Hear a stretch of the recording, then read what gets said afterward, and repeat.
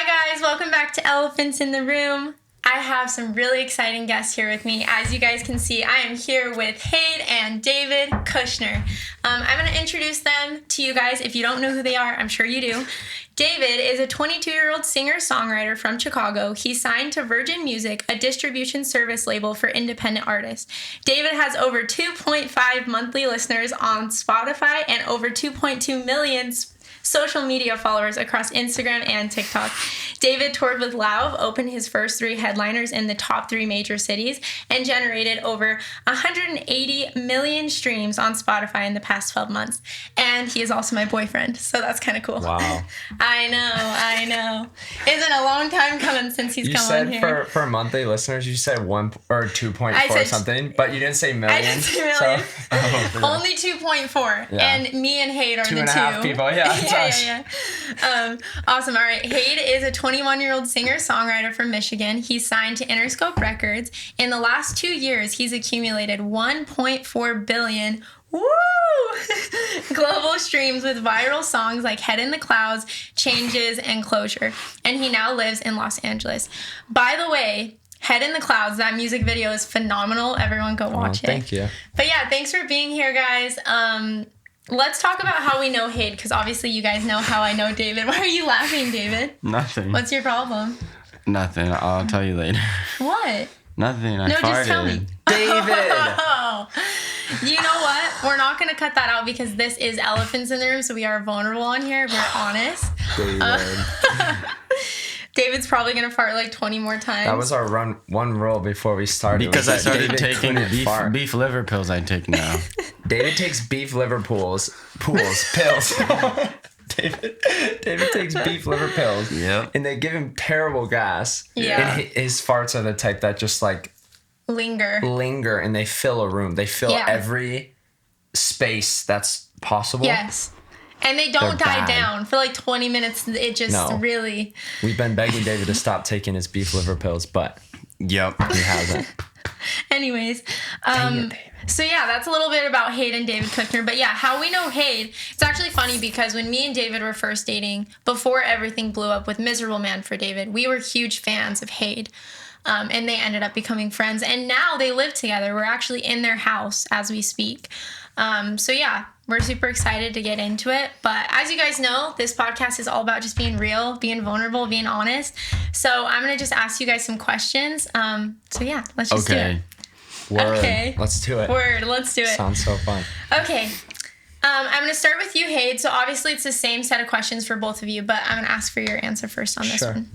Okay. Take us back to the beginning. When did your journey into the music industry start? I always played the piano growing up. So ever since I was like 3 or 4, I took piano lessons. So I always played the piano.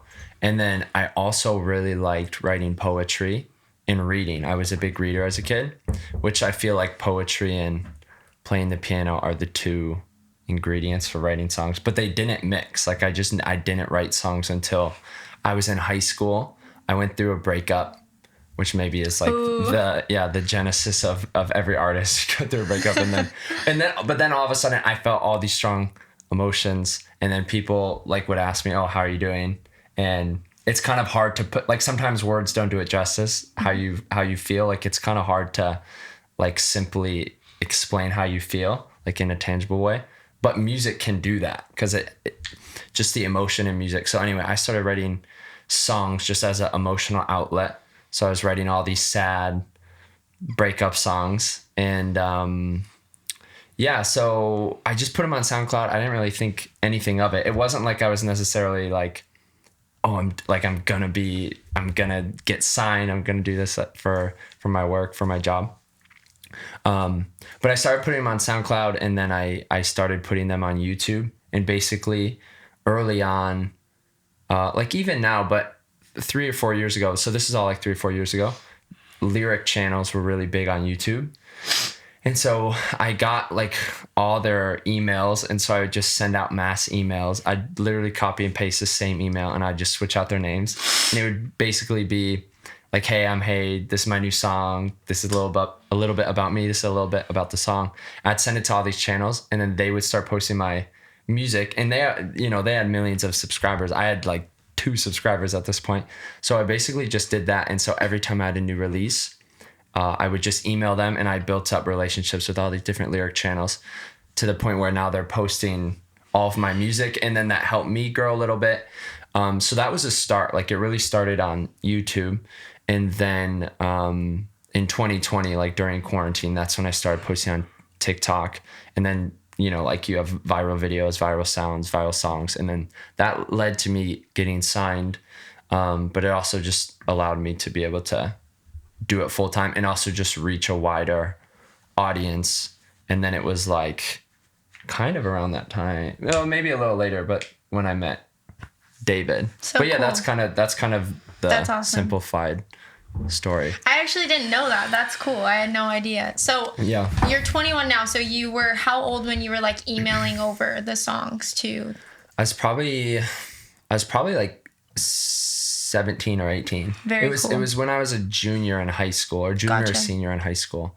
It was before TikTok was mainstream, because I remember like at that point TikTok, I don't know if it was still Musical.ly, but it was just kind of cringe if you had TikTok. So like some of my friends in high school had TikTok, and at that point it was just dancing videos, so it was really kind of cringy. So we'd always make fun of them, and so it's pretty funny that like full circle TikTok is like kind of how we really helped accelerate it's a catalyst for everything. Careers.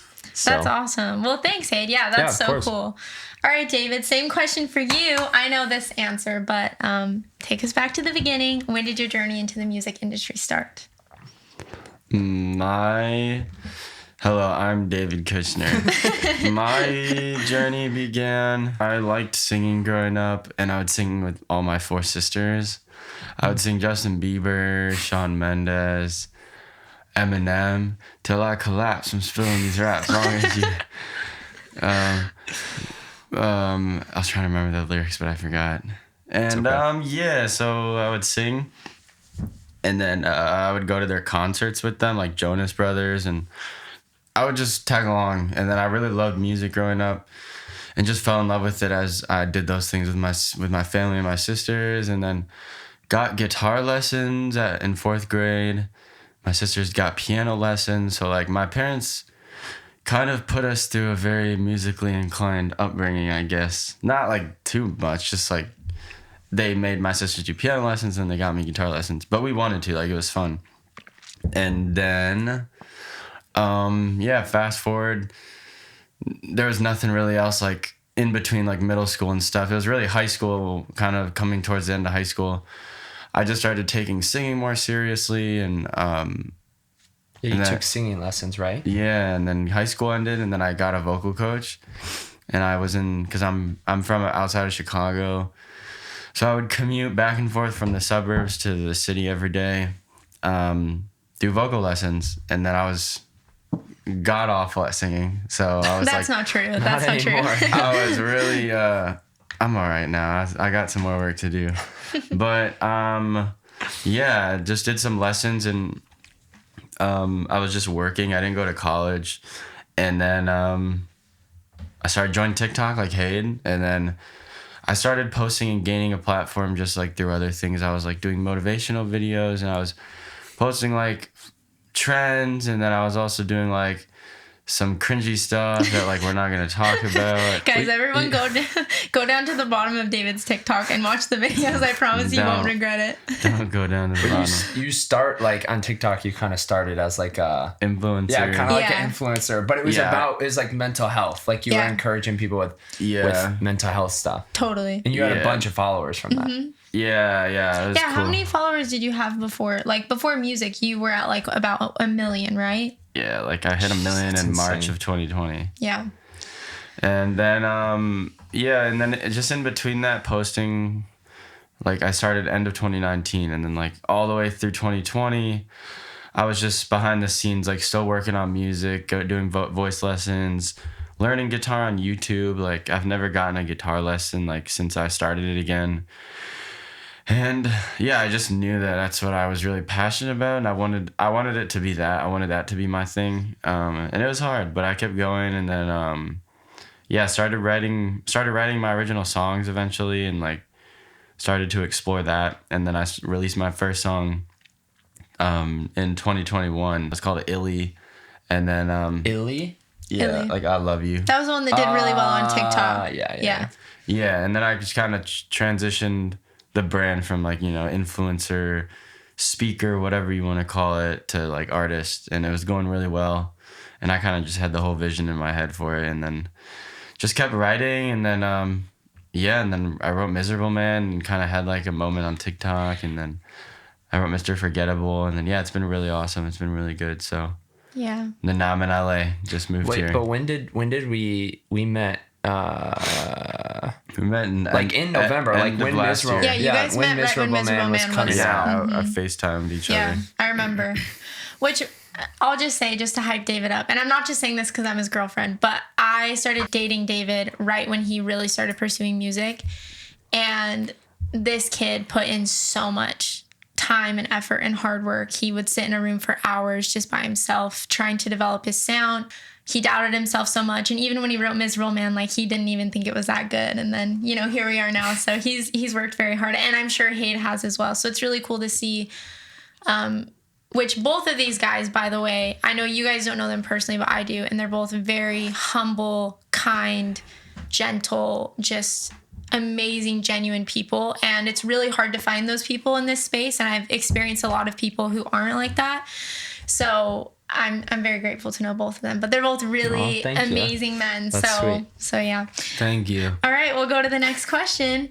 Hayd, what song, album, EP, or project of yours means the most to you, and why? Oh, that's a good question. I mean, like, musicians, I've heard a lot of different musicians say this, but it is kind of true. Like, every song you make is kind of like your child in a weird way. Like, you have attachments to everyone, because at least I'll speak for myself. I bet it's the same with David. He's falling asleep over here. But like, you have attachments to all these songs that you make because they hold special meaning. Are you okay? Oh, I was just Did you fart again? No, I was just saying you rubbed my head. Sorry. Anyway, my song. So, because every song has like a special meaning in it. It brings you back to a certain time in your life. So that's like the cliche answer of like, they all mean a lot to me. But I mean, like, my song Changes was the song that, like, pun intended, changed my life. I feel like that was the song that means the most to me, just because up until that point, I didn't, like, I still make music for fun, but I'd never I mean, maybe I did. It's hard to remember because it was a few years ago, but I don't think I ever like really, really believed like, oh, I'm gonna be able to make music. Same. And not because I didn't have belief in myself, but just because I'm aware that it's very cutthroat and and like it is like skill and hard work, but also there is like just like kind of luck and opportunity and timing, and it's just out of your hands. Right. And so I wasn't like, oh, like, this song's gonna be the one. I didn't think anything of Changes, because pretty much the story behind that is, up until that point, I was just putting out songs, and I was in high school, and it was whatever. I got made fun of a lot in high school for the songs I was putting out. But Changes, I started writing that song. I wrote the chorus of it. I think I was playing it for you guys, like that first voice memo the other day. Yeah. But it had So like, cool. it was me, I'm going through changes, but I swear I'm the same. And so the story. What a line, by the way. Holy crap. The story is kind of cool behind it, because basically this was summer of 2020. And basically, again, I didn't think anything of this song, but I was posting on TikTok every single day for a month. And I was like, you know what? I'm going to post my song every day on TikTok for a month, just my music. And if one of them goes viral, one of them goes viral. So it got to a point where I was posting for 2 weeks in a row. So I posted 14 different songs. And then I was going on a camping trip with all my friends up north in Michigan, like in the Upper Peninsula. And so I posted Changes, and I like turned off my phone, and I didn't go on social media for days because I'm camping. So little did I know, like, the video blew up, but I had no idea, because That's I was crazy. camping with all of my friends until one of the last days. There also wasn't that good of How signal. long were you there? Probably like 4 days or 5 days. Or no, yeah, it's probably like 5 or 6 days. So like 3 or 4 days in, I got signal, and I went back on my phone. And then I just was getting texts from my mom and my friends. Crazy. And they're like, we just saw your video. And I was like, what is going on? So up until this point, all of my TikToks had like 100,000 views or less. And they would like, my first videos all consistently got like 10,000 views or something. And then it was like 30,000 but none had been over 100,000. And so this was one, it got over 1 million. I'm trying to remember what the video was. I think it was just me. Oh, I made like a montage to my friends, and it was just like, you know, I moved, like I'm growing apart from my friends or something like that. I can't I mean, you could check and see. It's on my TikTok somewhere. We'll have to go look at it. But yeah, but it was changes. It was the chorus, and it blew up. And so then I went on my phone when I was camping, and we were just scrolling. My best friend Andrew and I were just scrolling in a hammock, just scrolling through the comments. Like, we just thought it was so cool because there were so many comments. Like, what's going on? And then I was like, dang, I should probably finish this song because I only had the chorus. So then, sorry, you asked me, like, I'm giving you such a long you are answer giving to this the question. right answer. Yes, no, this is perfect. This is just like the story this behind is what a changes. podcast is for, Hayd, Fair to enough. just like really talk. Yeah, but like I'm trying to gauge like how long should my answers be, but I'll say it. So anyway, I come back from camping. I post another one of the chorus. That one goes viral too. Wow. And so I was like, okay, I know like this song is special and it like relates to people. And this is the first song that I actually feel like people can, like, it will reach a lot of people. You know, I never really felt like that for my first songs because I wasn't on TikTok. I was just posting on YouTube. Right. And there wasn't like exponential growth like there is on TikTok. Anyway, I felt kind of stuck though. So this is the end of August 2020. I felt kind of stuck because I had all this pressure on me to finish Changes because I knew it had a lot of potential and I knew a lot of people loved the chorus. So I put all this pressure on myself, like, oh, I have to make it this great song. And so the story behind it, and this is fun because I don't think I've told you guys this story. And, but basically, I lived with my parents on the beach on Lake Michigan. So I went up a sand dune and I just brought my journal and I was just like, I'm just going to write poetry. I'm just going to try to figure out like the verses. Like I'm just going to try to finish writing the rest of the song.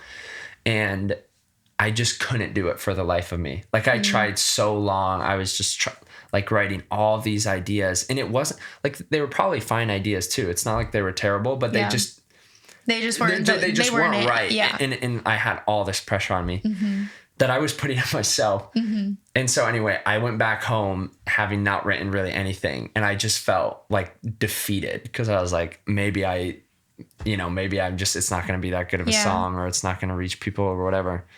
And so literally that night in my room, I was actually just like crying, to be honest, like kind of crying and praying. I was like, God, like I thought this, like, is this gonna be a big song? Like there's all this pressure. And I've never had this happen with the song. So that's why it's so meaningful, because it really did feel like supernatural and divine. But as I was crying, I just went to the piano in my room and I literally sung the whole song through. Like within 4 minutes, like the whole song was written. Like it just like, you like the other, like when we were flowing, just writing song, like it didn't even feel like I wrote it. It felt more like I was receiving it. And so then I just like the verse like done in 2 minutes, second verse done, and then pre-chorus done. And then that night I cut vocals and it was done. Like the song was just done. Crazy. And then the next day I posted it on my TikTok, and that was like my, up until Closure, like that was my biggest viral video. Like that was the one, me sitting in my room, like with the flashing lights. And that was the one then like all these labels started reaching out. And so it's a really cool moment, because I really felt so defeated. And then like truly I felt like it just like I received that song, and I just like kind of cried and wrote it over my piano. And then I just knew, I was like, this is like a really special song. Which I'm sure you guys have heard Changes. Do you mind maybe like humming the chorus a little bit so like people... Yeah. So it's like, I'm going through changes, but I swear I'm the same. Could you show me some patience along the way? Bro, sounds like the exact record. What? Guys, you've heard that song. I know everyone listening to this has heard that song. So this is the man, the myth, the legend behind the song. No, but that song is very special, and even very special to me. I mean, it's I've probably cried to your music many times in my life. But that's such a cool story. And if you've ever cried to Hayds' music, drop a like and a comment. Yeah, drop a like and a comment. But, you know, it's cool because it's just cool to hear, like, the story behind it and, like, just know how much it means to you. And it's so crazy, like, how much I've seen David and now just kind of hearing your story, like, how much you guys doubt yourself and stuff. But it's really cool to see when it's right and when the right lyrics come out, it's like you just know. And it's just this feeling, which I want to kind of take it back to ask you, in that moment when everything happened with Changes, that night when you checked your phone on social media, and then also when you finish it, what was that feeling like? When artists go through that, I can't imagine, like, what does that feel like? What's going through your head when you open your phone and you have millions or thousands of people loving something that means so much to you?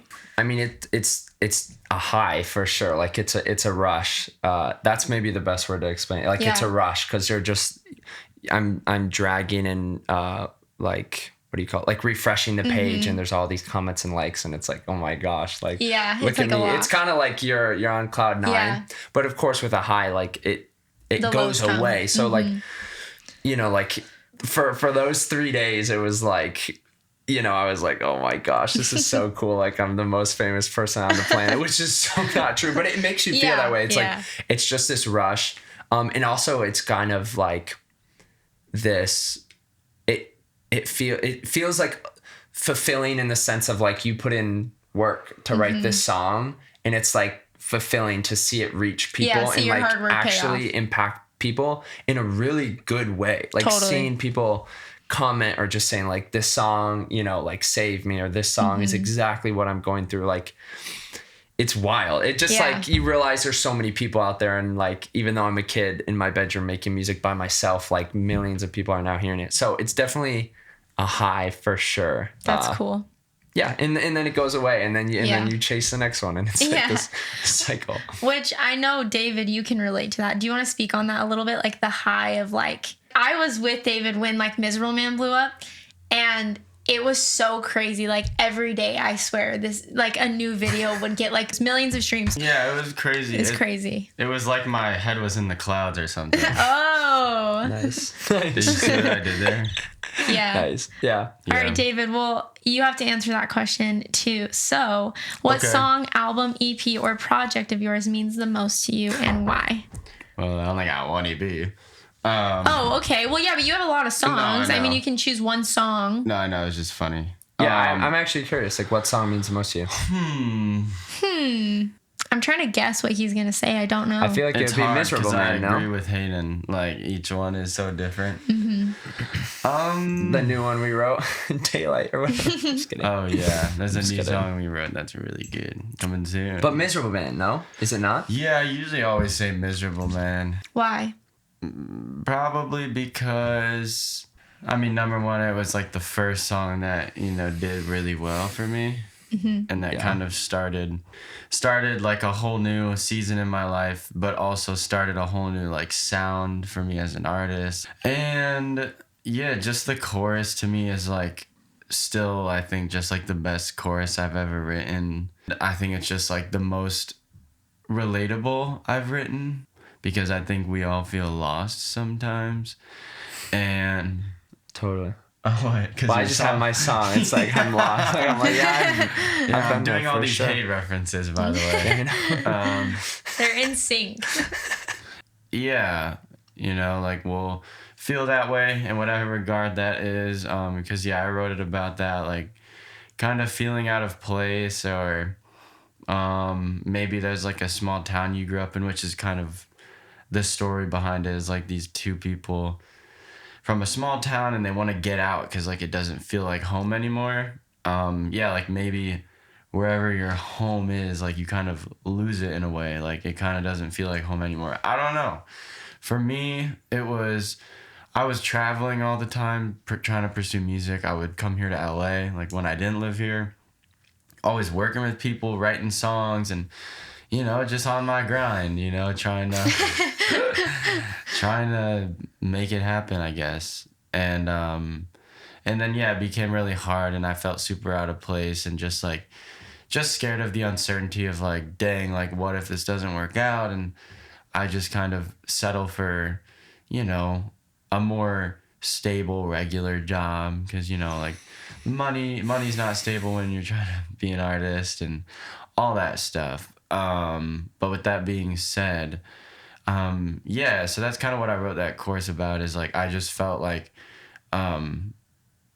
where I grew up in Chicago, I like lost touch with that as like my home, because I was gone all the time, and I was like, where do I like, I didn't feel settled anywhere. And yeah, and like I also wrote about my faith and like being a Christian, and like it was kind of like a message to myself, the chorus of just like, oh, I parted from like my old ways of like not believing in God, and like I make my identity in my faith in like Jesus and stuff. Wow.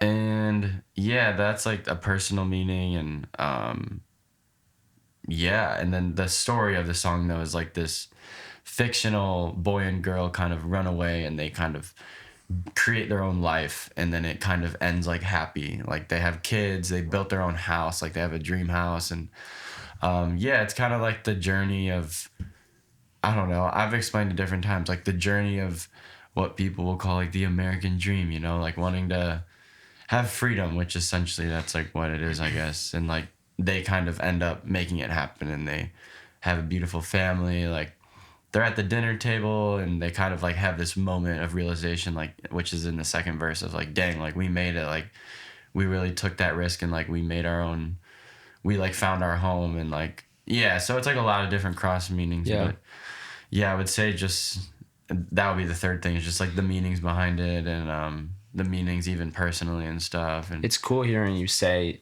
like, share personally how it is about your faith too, because Yeah. I think you told me that before, but Yeah. I feel like when most like I would say most people, when they hear that, it's just the emotion of loss, kind of like an acceptance, like with the course, that's why we parted. I feel Yeah. like on TikToks and stuff, it's like people accept, like it's like leaving someone and accepting that kind of, so that like that's what people relate to. I Exactly. think so. It's cool hearing you share like also the personal meaning of like your walk and your Yeah. spiritual journey. Yeah, exactly. Yeah. Yeah. That's sick. Yeah, that is an love interesting way that. to think about it. It's like what originally was home, you're like parting from it to find your actual And home. it's also just That's cool. It's also just cool that music is interpreted differently by everyone. Absolutely. That's so cool, because likewise, I have songs that have such like Intricate. meaningful. They mean so much to me, and like a lot of times too on such a deep like spiritual level, or some of these songs are like me just like crying out to God, and but no one, like people don't know that, Right. but they're taking it and they're applying it to their own life, and it's so cool because like. Yeah, it's just so cool how people can Yeah. take a song and like it can impact Well, you different apply it people. to your like situation of what Yeah, you're totally. going through and your emotions. So that's it's so powerful about music. I love that. It's so cool. You guys have such That's cool sick, stories. Okay, so obviously you guys have had a lot of highlights in your career, a lot of really big, cool moments. But since we're on Elephants in the Room and we're talking about like real deep stuff, what are some of the lows of your career, and how has that impacted you? Like, there's a lot of stuff that you guys go through that you don't talk about on your social media or share, because it's, I don't know, it's scary to talk about those things. So what are some things that you guys have experienced that have really shaken you up and really like left you, in a deep, dark place? Because with those highs, like, you're going to experience lows. You don't go through that, Totally. Those highs and then not experience hard times. I almost feel like for people like you guys, the average person who works like a 9-to-5 and doesn't have the situation that you guys have, I don't feel like they go through as deep of lows, because they're not used to this like really high. They haven't experienced that like crazy feeling of success and all these different things. So yeah. So do you want to start, Hayden, maybe talk Yeah. about some lows that you've gone through? Thank you. Great question. Yeah, I mean everyone has their own demons and like in lows that they have to face. Probably for me, it was probably last year. I've talked about it a little bit like on my Instagram, but I don't know if people know like to the depths of like how I just felt really lonely last year, because I grew up my whole entire life in Michigan with my family and my friends.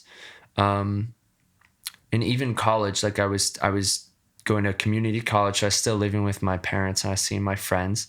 And then within a year, like I had gotten signed, and so I was making music full time, and I was just living at home now. So I got my 2-year degree of college, and then I stopped going to college. And like within a year, truthfully, like all of my friends got married, every single one, all like, you know, like objectively pretty young, and I'm really happy for them. I'm not saying that like I'm, you know, like I'm salty about that. I'm not at all.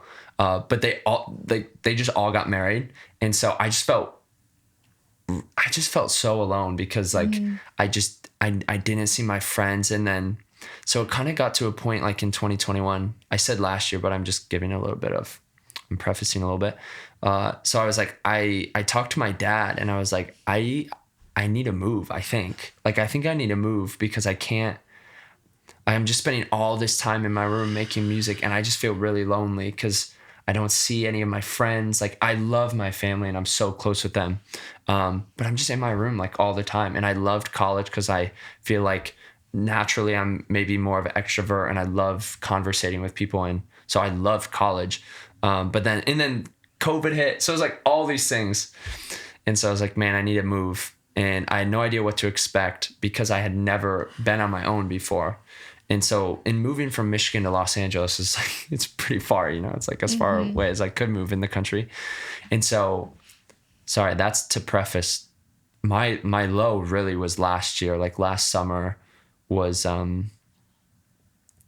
last summer was really a low spot for me because I moved in January to LA. In the first few months, it's exciting, right? Like you came like right away, and we were writing Burn and all of these songs, and that was fun. And then I went on tour with Sarah Kay's, and so like that stuff's all fun. But if after that, like in the summer, it just hit me that I'm like, man, I'm so alone.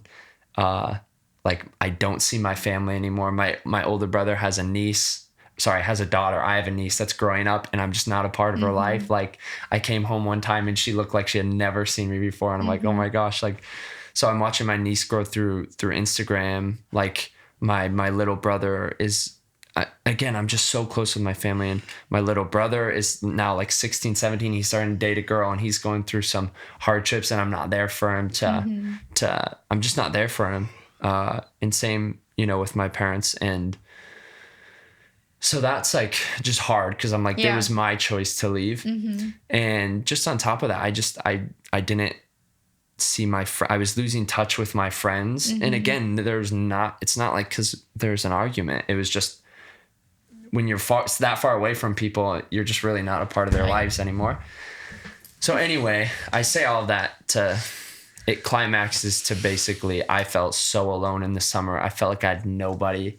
And so like there was a lot of nights just crying, like in my bed, really just crying because I was like, what am I doing? And I remember too, like I just felt like I had nobody, and I was like, well, I still, you know, I was gonna call my manager at the time to like talk through things with him because I'm still just so young. And like, and anyway, like then that phone call, he like my manager like was like, I don't want to manage you anymore. And there was like different reasons, and we parted ways and we're still on good terms. But anyway, felt like everyone was like, out of you just my felt life. very isolated. Yeah, I felt so isolated, especially because in our line of work too, like it's, how do I word this? We kind of have to go out of our way maybe to like see people. Oh, absolutely. Because it's easy for us to, you know, like, I don't know if I've left the house in like 3 days because you know, we're just like making music and absolutely, and eating here. So it's like, it's different when you have like a traditional job or like you go to college, like you're forced to go out and see people. And for you guys, it's like, it's weird. We have like all the time in the world, but at the same time we don't. Well, it just like comes and goes in waves. Yeah. Like, you know, during tours or like during shoots or anything like that, they're just so busy, you know, like every day. But again, like this week, it's like I'm just chilling home. So I just felt really alone. I felt really lost. Like even when I would cry out and pray to God, I felt like even then, like he was silent, or maybe just at the time I wasn't like in a low enough spot to like be able to listen to what he was saying to me. Right. That was like such a low that maybe people can relate. Like to an extent, you know, going away to Absolutely. college or like when you leave your family for the first time, like it's you kind of figure out who you are. So I would say like, if you really want to know what's in your heart, move away from, I'm not encouraging people to do this, but like, I mean, if you really want to know like who you are, like move away from your home, your family, your friends, and how you act and how you spend your time and how you talk will just kind of expose and show what is in your heart. Totally. And so, yeah, it was really low, but I last year I've grown more like as a person through all the lows last year than I ever have. Yeah. Like I just feel like a totally different, but in a such better, like just a more mature like state than I was before. So like you feel like more authentically yourself for the right reasons, I guess. Like you've developed who you are for just totally. you. Like I think I know who I am apart from my home now and apart from my family. And also I feel like God just really humbled me by like just bringing me so low. So I think that was also good to where now I'm like, man, I don't know how to explain it. Other than like, I just feel like humbled, and I feel like when people are humbled, it's always a good thing. No, absolutely. You know, I think like any huge change we go through in our lives, and like, I don't know, I feel like people don't talk about that enough. Like when you do get to this age, like your early 20s, and you're so used to like your life that you have, your friends, and then all of a sudden you're all taking these different life paths. And like for you, you're doing something very unconventional. You know, you're not married, you're not in school anymore. Totally. And so it's like you grow apart, and it's really weird. Like I experienced that when I got my divorce. Like I remember I used to be like, oh my gosh, everyone like has kids and is getting married when I'm getting divorced. Like it's so weird because you feel like so out of touch with your surroundings and the people that you feel close to. And so yeah, it's a very weird time. I feel like people don't talk about that enough, but it's definitely very isolating. And so, especially for you guys, because what you do is so cool and there's a lot of perks to what you guys do, but it also is. There's so much pressure. Like all the time. And I know like a lot of it's probably we put on ourselves, truthfully, but like there's just so much pressure to succeed, to make music that's better than your music previously, to have viral moments, things like that. So, yeah. Yeah, no, that makes sense. I love that. All right, David, you're up. What have some of the lows of your career been? That's a great question, Nicole. Real quick. Brent, can you please give me some guys, water? let's just get our crew in here real quick. We've got Brent Shows in the building, David's manager, and then Sterling. Come say hi. Come say hi, Sterling. We got Sterling in the building. Stir sauce. Come say hi. We have Sterling here. Yeah, we're just getting deep on here. Yeah. Yeah. After this, we're gonna go get ice cream. Our contraption. The setup. It's so good. Hey, David. Yeah, it's all good. Anyway, David, sorry. Not to take away David, your moment. tell us about some of the lows of your career. and I mean, this can be anything. Lows of like your career itself, or like maybe your mental health throughout your career. Again, I know like all the answers to these, but like tell everyone else who's listening. Like not any like specific time frame, just like any time since you've pursued music. Yeah, like within the last year and a half. All right. Yeah. Let's go. The first time I started writing with my best friend from Chicago, where I grew up. And it was great. We were writing some awesome songs, some bangers lad, and they were pretty decent. And then I released some of them, and then it kind of just went bad because like me and him didn't know much about the music industry as far as like, you know, there's like a business side to everything, I guess. We didn't know much. And then eventually we find stuff out, you know, as we grow and we learn more about, you know, what we're trying to do. And then disagreements started happening because I involved him in everything. I would fly him to LA with me. Like I would pay for him, like all that stuff. Because we were like a little squad, I guess, you know, like just writing songs and all that stuff. And he was also my best friend. And the disagreements came along, and then that's kind of when the downfall started happening. So I guess I'll preface like there was like a falling out. So that was the start of it, was the disagreements. Yeah, and then just true colors started showing.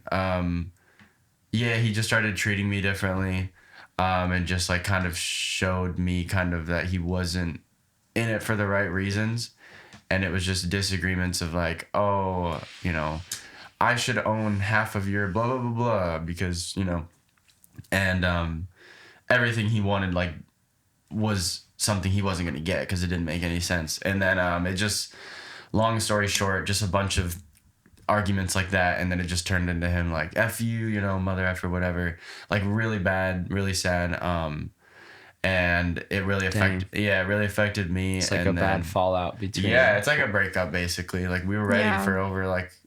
Would you say he's like one of your closest friends at that point, or like? Oh yeah, he was my only friend. Same thing. Wow. I was just very lonely. Everybody was in college.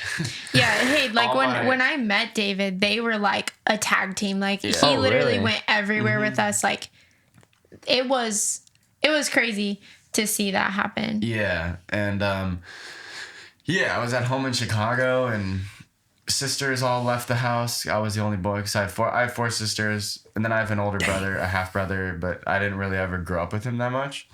Only when I was like a baby, really, like a toddler. Yeah, and I was like the only one at home. And then yeah, and it was weird because then we were fine, and then we just started falling out, and then he just started treating me really poorly, and then it kind of just turned into me just, you know, being like, all right, like we need to separate and just get space, and just like, but it wasn't even that thought. I was just like, I'm done, like this is wild, like this is crazy.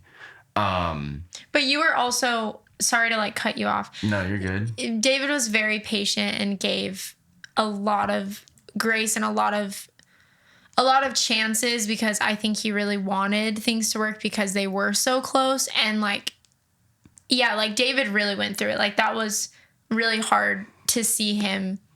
Like it was very hard. It was very bad. Yeah. And so it was like kind of a season of intense loneliness for you. Yeah. There's a lot of things that happened. Like even when I started social media, and then, you know, me and him started writing songs, like, yeah, I had like a big spiritual crisis. Like I was doubting like my faith and stuff. Dang. And yeah, like a lot of what was it that got you out of that? So sorry. I don't know. There's a lot of different things. Yeah, that the worst of that was like right before we started writing songs.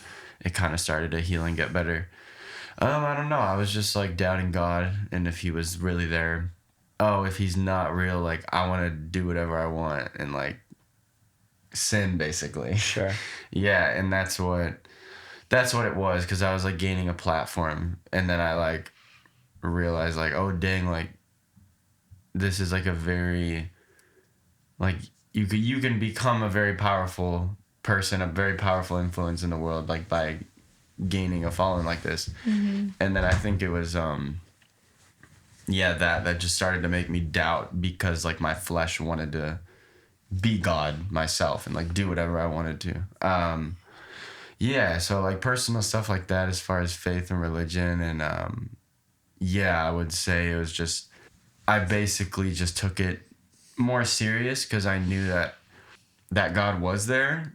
I always held on to the scripture in the Bible of like Jeremiah 29:13, like, you'll seek me and find me when you seek me with your whole heart.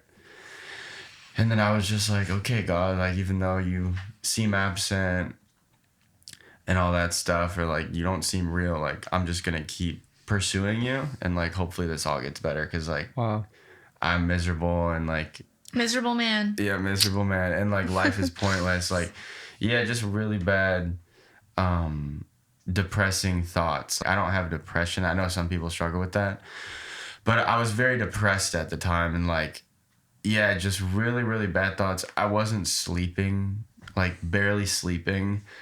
I was super stressed. Like I was grinding my teeth every night. Like if I did sleep, like that's how bad it was. And like my face got super fat. Yeah, like I have pictures of it and everything. And yeah, I was having panic attacks all the time, and it was solely just because of my faith and like doubting. It was just the purpose of life, and like it was just like a spiritual, you know, crisis. That sounds like you're kind of going through it. Yeah. Yeah, this all happened like right before everything with music. This was like after social media took off for you, and you were like, I don't know what I believe in. Yeah, exactly. But after going through, like, I knew it was God and it was the Holy Spirit. Yeah. because God talks about Abraham and how he always like thought about death, and like he always thought about these deep things, and God also says that like people who don't think about those things, like I get like essentially it's just like it's not wise to not think about those things because they're very important things, like, you know, what happens after we die, like all this stuff, like asking the bigger questions. Yeah, and that's what was happening. And then I saw what God was saying about Abraham and the things that he would think about, and I was like, that's literally what God is doing to me, and like that's what's happening to me. I would say during like Miserable Man, I guess, era. I don't know. Can you hum the song for everyone so they know what it is? They're gonna know, guys. but you know. So the song, it's like, all we wanted was a place to feel like home. Was that good, Sterling? So good. That's good. Better than the original. Yeah, that's amazing. Let's go. Sorry, yeah, carry on. So Miserable Man, some lows during Miserable Man. Yeah, I mean, yeah, life then, which was not that long ago, you know, like a year or whatever. It was a really like high, you know, that Hayd was kind of saying, you know, there's a lot of highs in the music industry and like within your career and like different success that you have amongst different things. Like, yeah, I was on a really big high, and yeah, but after that, I started traveling even more. Like it got even more harder from when I was trying to make this happen, you know? And then I was sleeping like even worse. Like it was so bad. Yeah, it was just all the stress and like the pressure and the expectations, and like how Hayd was saying, like all these record labels will reach out to you, and then you know, you got to go travel and meet everybody, and you have meetings, and you know, they're basically all here in Los Angeles. Yeah. But the stress is that like everyone wants to go down the perfect road, but the struggle is like you obviously sometimes you just don't know what the right choice is. So there's stress because like especially I mean anyone really can relate to that, but especially in music there's a lot on the line because this is like your career and this dictates a lot of different things. So everyone wants to go down the perfect road, especially an artist, and you just have all these options and it's really hard to. Yeah, it's 100%. stressful. It's just really stressful. And Yeah, it's like- isolated Yeah. and lonely. Yeah, and I think that's an interesting point because it reminds me of, I was talking to some of my best friends that live here in LA like the other week about how like a lot of things, like I'm sure a lot of you watching have prayed, like a lot of the things you pray for and like you get blessed with and that you receive can actually become like a detriment to your life in a negative way still. Like I feel like people think it's a perfect, you know, scenario. Oh my gosh, once I make this scenario happen, you know, I'll be happy, or I'll be, you know, whatever it is, but it's just not true at all. Yeah, and yeah, that reminds me of like basically just like another low is like once me and Nicole have been dating longer than, you know, when my music career actually kind of like started to have more and more success, I guess. Like started dating Nicole, like it's been amazing ever since we started dating each other, and like music happened, and then like, you know, I have an amazing girlfriend, like I have an amazing career happening, and then it like made me super depressed and sad because of like self-sabotage reasons. I don't know. There's a lot of stuff. I mean, do you kind of mean in the sense where like you think, oh, when I have X, Y, and Z, I'm going to be so happy and it's going to be so great, but it's kind of a letdown. Yeah, it's kind of a letdown. See, that's why I love her. That's literally the focal point of what I was trying to remember. Yeah, the expectations, man, if we didn't have expectations as humans, that'd be great. Yeah, like the expectations of like getting into a relationship and like, oh, I'll be so happy because I'll find that perfect person, and you know, all that. And then like with music, like me actually realizing, oh my gosh, I'm making it happen. And like then, yeah, it was just kind of the realization, like I took for granted a lot of the journey, I guess, with music. And then with the relationship and like dating Nicole, like I expected to like be happy all the time, or like I expected to like be fulfilled, I guess, in a way. And like I am. I guess I'm just trying to say in like a frick. I don't know. Well, no, I think like a good point to make with all of I haven't that. talked about this stuff in a while. Well, like when you experience the highs that you do experience in this industry, and like when you do make it at such a young age and you have all these things, like it is, I don't know, like it's hard to make you happy. Like your level of happiness is so high. You reach such a high of dopamine. Yeah. Bro, I literally started crying when I was home in Florida like a couple months ago. I think you might have saw me post it on my Instagram story. I was at the beach, right? I got back home from LA or wherever I was making music. And like I was at the beach and like I just wasn't happy and I couldn't have fun at the beach.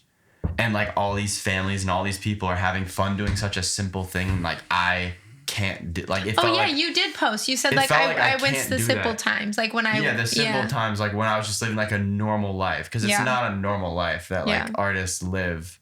And so many of my artist friends swiped up and they're like, "Bro, this is facts." It just made me like, wow, like I am not motivated to do these simple things anymore, and to like. Or like it's so hard for me to enjoy these little things that I used to love so much. Yeah. And yeah, that was like a hard thing for me for a while. Cause like I'll literally go travel, do music in LA, whatever, and I'll get home and I just don't want to do anything. Yeah. Cause nothing's like fun to me. Like other than just like, cause even just making music, like the process of writing a song is so thrilling. Like there's so many highs in music. It's like really... It's just crazy to be like, in all honesty, like it's just wild. And then like getting up on stage, like let alone A-listers performing in front of like 50,000 people, maybe 100,000 people, like that's even wild. Like that high is probably insane. Yeah. So it's just like, it's just the next high, the next high, the next high. And yeah, I mean, frankly, that's why I believe so many artists are just sad all the time. People who are in your guys' position, like, you guys kind of miss those simple times and like, I wish I could have that. Yeah. But then like the days when life was so simple. Yeah. But then people on the other end are looking at you guys like, I wish I had that freedom. I'm so like, I'm young. So I just don't have life experience like other people. So when I say this, it's not like I've figured life out, but that's just life for so many people. It's just you're chasing something and then you get it and it's not it, you know, it like satisfies you for a moment, but it doesn't fulfill that deep longing. And then like for so many people, like I feel like that's life. Like it's just this constant chase. Like you're just chasing your own tail where, and it's just like, it's just fleeting. Yeah. All right, let's get to the next question. Yeah. This question's kind of confusing, but if you're confused, ask and I'll explain. Have you ever felt more like a product than a human in this industry? How does that affect you? So what I mean by that is like, because people know that you guys, I mean, in the music industry, you can make a lot of money. So people know that. And so people take advantage of artists all the time. Like if they see that you're having success, if they see that you're having a moment, like, do you ever feel like you are literally just like an object in a store where people just want you for the value that you bring to them for the wrong reasons rather than like they just love you for you? Like, how do you navigate that in your relationships? How do you know when your relationships are genuine? How do you know even when your business relationships are genuine? You know, like how do you deal with that? Because a normal person doesn't really deal with that. When someone likes a person in the normal world, they like them usually for the right reasons, you know? So like, how do you deal with that? Yeah, I can answer first. Yes, I feel like that all the time.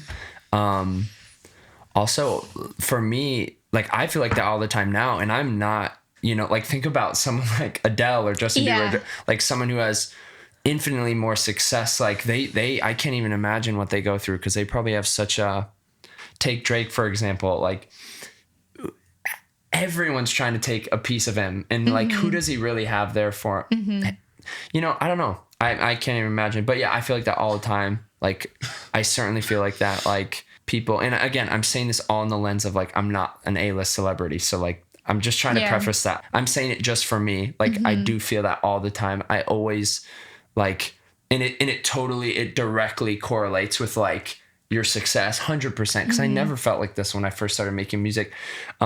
Because there wasn't much like for people to kind of latch onto, but now I feel like like when I go home, like back to Michigan, I feel like that all the time. Like people want to like be near success. They want to be near people that are successful in hopes that it rubs off on them. Right. And it totally is just like pride and greed. But like I feel that too. So like when I say that, like I have to check myself because there's when I'm around people who are you know, celebrities or people who are bigger than me, I have to check my heart and be like, man, am I just around them because I want a piece of them? So I'm not like exempt of feeling that way. So in that sense, like I have a little bit of empathy for people who aren't in our shoes, because I get it. Like I get it. Like you want to succeed. Like you want to have like a higher, you want people to view you highly. Right. Oftentimes like more highly than you ought to be viewed. And so I get it. Like I totally get it. I 100% feel like that all the time. When I come back home, it's always like people want to hang out or they want to do things. And I'm like, I really feel like you would never say that or want to hang out with me if I wasn't making music or living in LA. And, Absolutely. And I certainly feel it here. Like I feel it in Los Angeles more than anywhere, just because the culture here is much more that. It's much more because just the number of people here that have money and have success and have fame is way more than any other city. So like I think that's a big part of the culture in LA is like, oh, I just want to be in those circles. I want to be around people that are really successful in hopes that some of it rubs off on me. Totally. And you really don't genuinely want the best for those people. And with that said, like I can't imagine what it's like for people who are, you know, who are much bigger than us. And I also get it and have empathy because like that's kind of part of the human nature. Like you know, well, you get starstruck. Up. Like I even feel like for me, like as you guys know, I've dated 2 musicians. So I've been very exposed to this world. But, you know, like now it's I don't see people any different. And when I meet people, it's like very normal. But when you're young and, you know, you always look up to these people and you see musicians and actors and all these things. And it's cool. Like it's exciting. It feels like enticing. And so, you know, I can see like you have empathy for people because it's like it's not out of necessarily a malicious place, but at the same time, like it's really hard to. It's just naturally we're selfish and we want the best for ourselves. And totally, like I was at like this party in the summer, and there was someone who is like very well known and like very famous and has like tens of millions of followers on different platforms, and like this person was just standing next to me at this party and they just looked like they had never had any joy in their life and they looked so miserable. And I was sad. And also they're just standing next to me. I'm like, wow, this is that person that I honestly always looked up to. And now I'm just like, they're just a person and they're so not happy. And I mean, it's what we were talking about earlier, but it's this constant rat race of like, we think something's going to make us happy and it's just fleeting. But it's just, I just always think about that for you guys in your perspective, like there's nothing better than being loved and known for you and like people just like really valuing you for your personality and, you know, the spirit that you bring to the room. And so not that people don't value that in you guys, but it is hard when you also bring something else to the table. And so it's like, okay, how do you separate? Does this person really just value me and what I bring as a human, or is there ulterior motives? And do they even know? You know, so it's just like this. Yeah. Do you want to answer the question though, David? Were you done with your answer, Hayd? Yeah. No, yeah. First thing that comes to mind was friends that we've hung out with before. And like Nicole would notice, or she would get upset because like they're so different around just her. And then they will be completely different when I'm around. Mm-hmm. Do you ever feel like maybe people expect you to pay for things? That's like a minor skill, but I feel like that maybe when I go back home, sometimes I feel like maybe it's just in my head, but I kind of feel like people kind of expect me to pay for them. Definitely, yeah. Sorry, that's kind of a weird one. I'm trying to think of a different one. That's relevant to the situation for sure. That's very relevant, but not many people ask that. It's a good question. Yeah, for sure. But I do have like my best friend back home in Illinois. near Chicago. His name's Alex. I love him to death. He's awesome. I've been friends with him since first grade. So we go really far back, and like, I mean, still to this day, like I'll go home and like, I'm just like, oh, like I got it, like I can pay for breakfast or whatever, and he's like, oh, are you sure? Like he does not expect anything. Yeah. And then there's like other people who like don't know me. Yeah. So yeah, for sure.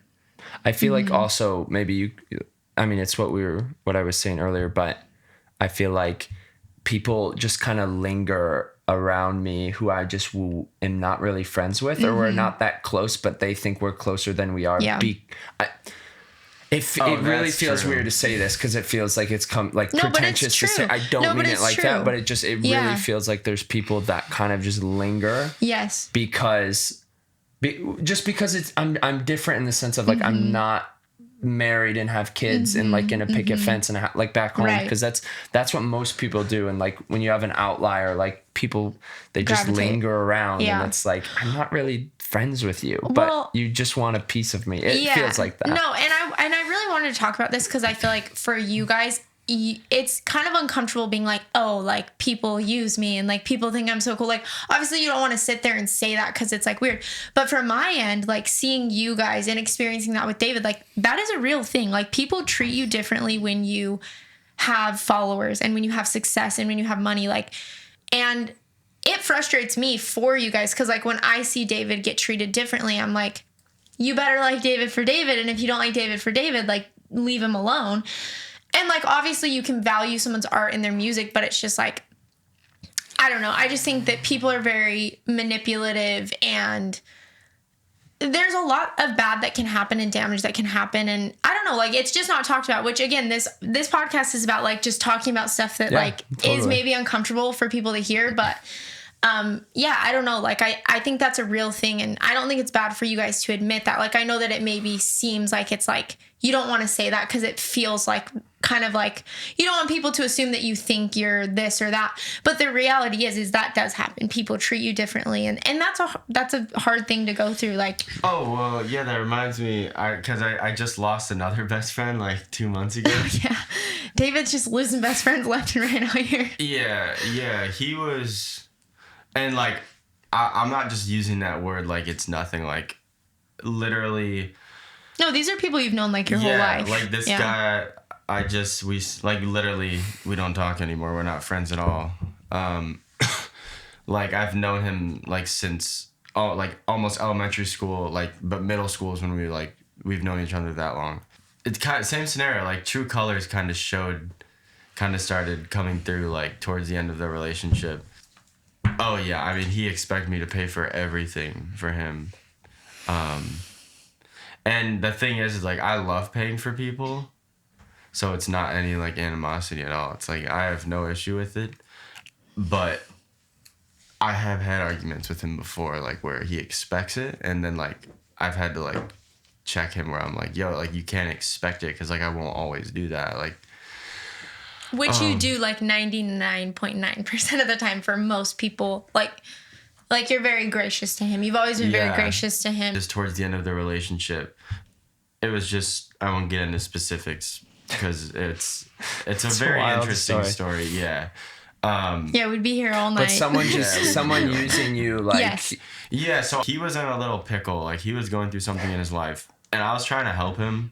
And I was trying to help him figure it out and, like, help him not, like, feel too much guilt from it, I guess, because eventually, like, he did. And, like, I was like trying to help him a little bit and like just help him get out of this situation. It was a bad situation. Yeah. And then he just like turned it around on me. No, so essentially the way it happened is just like I asked to be removed from some posts just because of the situation that happened, and then you didn't want to associate yourself with someone in their lifestyle. Yeah, because he doesn't support their lifestyle and all these things. And then he like just totally didn't want to do that, and where I'll end it is just it was only because like, oh well, I don't want to be friends then if we can't be seen together. And that, he values David's social presence on his page a lot because it benefits him. Yeah. And then ultimately, like I've had people, literally random people, like never met in my life, literally like, oh, that's your friend. Like, he has all of his Tinder pictures with you. But yeah, I'll just end it there. Obviously not gonna. Yeah, it's a whole situation, details. but And then yeah, so that was recently. But So the answer is yes. The answer is yes, and We feel like a product kind of sometimes. close this out, like I haven't seen in Hayd's personal life, but in David's personal life, I have seen people use him or try to use him. And David's always very gracious and so humble. But yeah, that does happen. And that is something real you guys have to face, which to kind of close this out, I do have one question for you, Hayd. Mm-hmm. So obviously me and you, David, we started dating before you kind of had your big moment, which is cool. Because you know that I actually love you for the right reasons. But Hayd, how do you navigate that in dating? Like when you go on, okay, like no, like seriously, like Hayd's single. He did see a really cute girl at the grocery store, and he didn't hit on her. And I did told the other day. hit him up if you were at the grocery store. But no, like genuinely, like when you meet someone new that you don't know from your past and you don't know their intentions, and you're dating, like how do you navigate that? How do you? Is it just your intuition sensing this person's genuine? Like how do you deal with that? Thank you for asking me that question. You're welcome. I don't like. It feels weird kind of answering it because again, to preface, like I'm aware of where I'm at and who I am, and I know I'm not this like A-list celebrity. So again, I don't want any of this to come across pretentiously. I don't have an answer, to be honest with you. Like I don't have an answer in the sense of like I don't have an answer to when I haven't dated someone in a really long time. You know, the last girl I did was like, I don't even remember, like 3 or 4 years ago, you know? So like ever since I've been doing music full time, I really haven't like dated anyone. Gotcha. And like I've gone on 2 dates to last like 4 years, but I'm fine. Like I'm not, you know, like I don't need that right now to make me happy, but I do notice, it makes me uncomfortable to say this, but I'll just say it's but okay, like we're people, getting deep. This is elephants in the room. I just feel like no, that's a deep question. But Yeah. it's not like that. But this is what happens every time. Like it really does. I'll be talking to someone who's like not in the industry and just doesn't, you know, understand like the music industry or the film industry or anything like that. You're just talking to someone, whether they're a college student, whatever. This is exactly how it goes every single time. Oh, what's your name? I was like, oh, I'm Hayden. And then like always just in the conversation, just naturally when you're conversating with someone, it's like, what do you do? And I always just say, I make music. I always say that. And then the next question without fail is always, what type of music do you make? And then also it's oh, do you have music on Spotify? It's always those questions. And then they always look you up. And then they see like that you like have like numbers. Stream. Yeah. They like see that like, okay, you're not just like, you know, making music busking in your on the room. side of the street. It's like, okay, like you actually have fans. Right, and like, right. And every single time, I say every single time, like it happens like it doesn't happen all that, like it really doesn't happen all that much.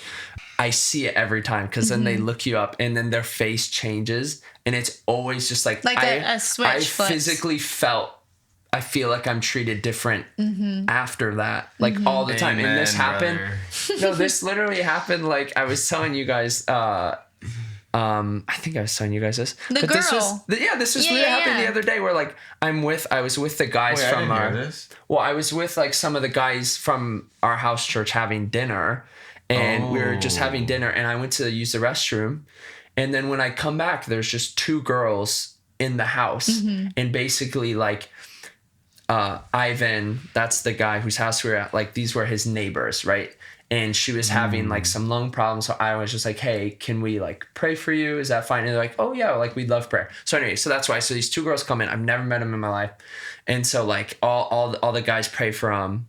And then they just stay and they start conversating. So I'm sitting next to them on the couch and they're like, so what do you do? And it's the same conversation. It's like, I make music, I play it for them. They look me up and then showing me like all this attention. It feels weird to say this because I'm not like, I'm just not Justin Bieber and I'm not like, but I say it happens a lot. Like it does happen a lot. Like for me, but it's not like happens a lot. No, but to the average person, Hayd, like even if you're not Justin Bieber level, to an average person, if anyone has any level, like you're here in LA experiencing super successful people, but to the average person, you guys are both very successful people. Sure. So, you know, I know it's all about perspective. So like it happens with like friends too, like in a platonic relationship as well. Like not just girls who like maybe potentially are into me. It's like it happens with anyone too back home. It's just like, what do you do? It's like, oh, I make music. And it's like, oh wow, you like actually make music. And I really do feel like I'm treated differently.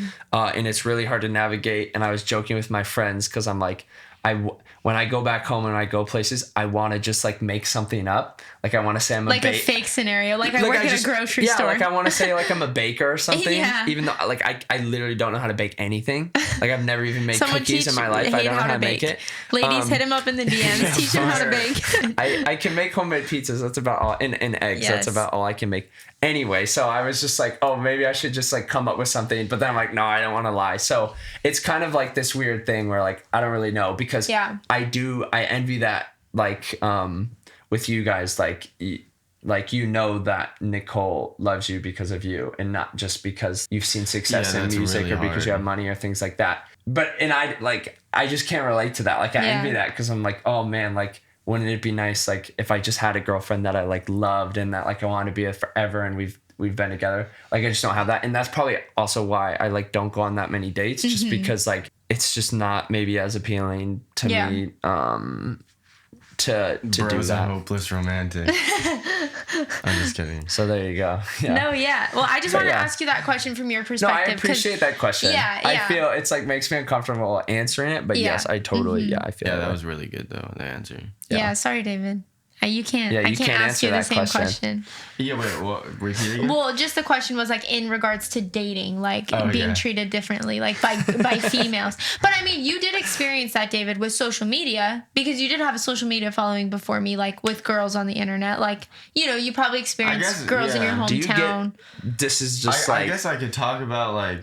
I don't know, girls acting different. But again, I just have a question. I don't even want to talk about that because you don't have to. I just want to ask, like, do you get, this is like, you have a girlfriend. I feel like if anyone were to see your page, you know, like they know that you and Nicole are dating because you just have like so much picture. But like, do you have a lot of girls sliding your DMs? Oh yeah. Really? You know, no, but I've never asked you that. Oh yeah, every day, bro. No, let me just say this. Like a good amount. Like people, just like. Okay, but let me just say this just to be the crazy girlfriend.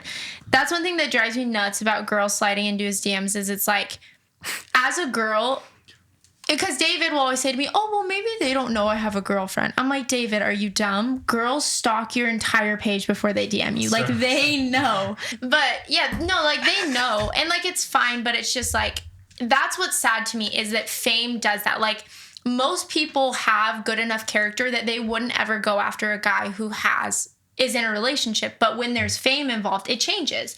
And so it's sad that because of that, people are like, well, just because that's that factor, I'm going to slide in his DMs anyways because it's worth the risk. But it's like, I can guarantee you that if those girls saw us in public... You're just a smoke show, bro. He's pretty... Yeah. But yeah, no, but I'm just saying, like, any girls watching this, please back me up. Like, girls know. Like, we're not dumb. And so Dave would be like, oh, they don't know. I'm like, they know. But, you know, it's fine. But I'm just saying, it's crazy how, like, fame and followers changes that for people. That's all I'm saying. Did you feel like that when you had success on TikTok? Like, when you would talk to people, like, girls from your hometown maybe that knew you in high school, and then you kind of... Oh, my gosh. I just experienced that. Or when I was home, I was with Patrick for that Christmas weekend. Mm-hmm. So I went back home to Chicago with my family for a bit, like December 22nd or something, right before Christmas. Back in my hometown, I was with my best friends. And then while I was there, we were hanging out one day.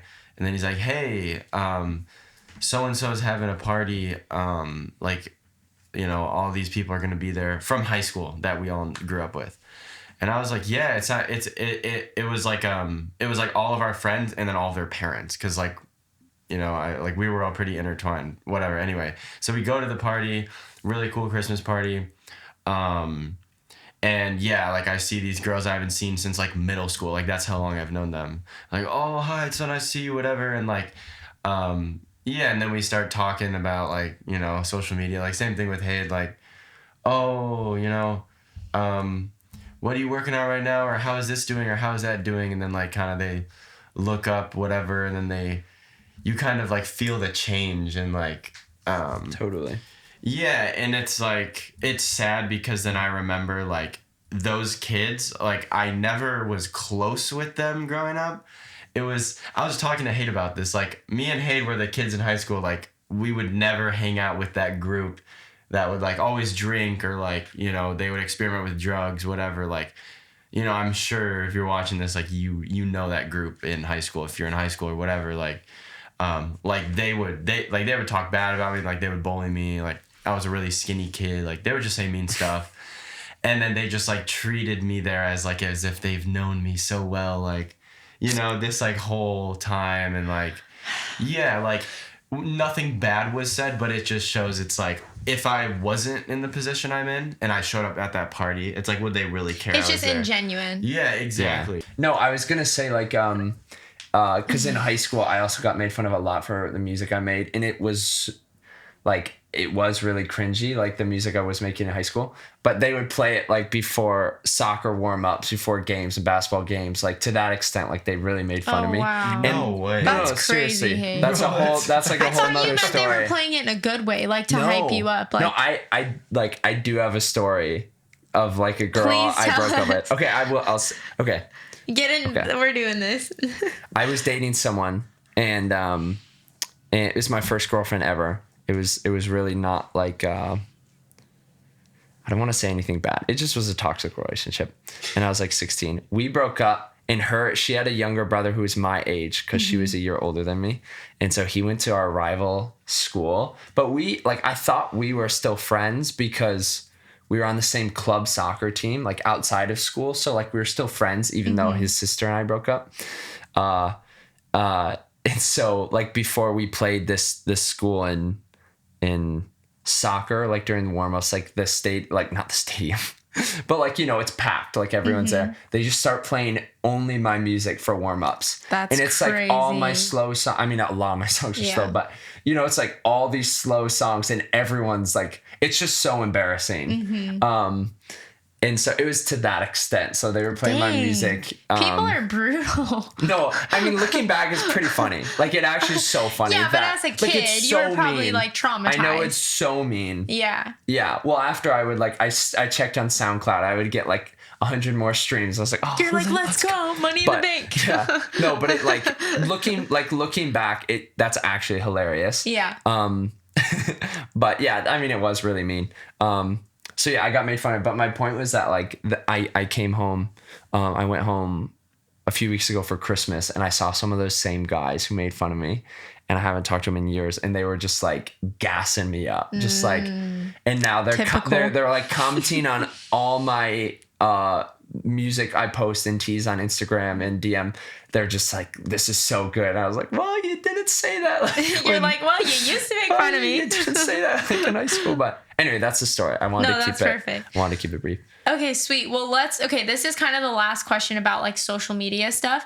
But real quick. So sorry. Is Brent over there? He's sleeping. I texted Brent like 30 minutes ago. Like, can I get some more water? Oh, and is that okay, Sterling?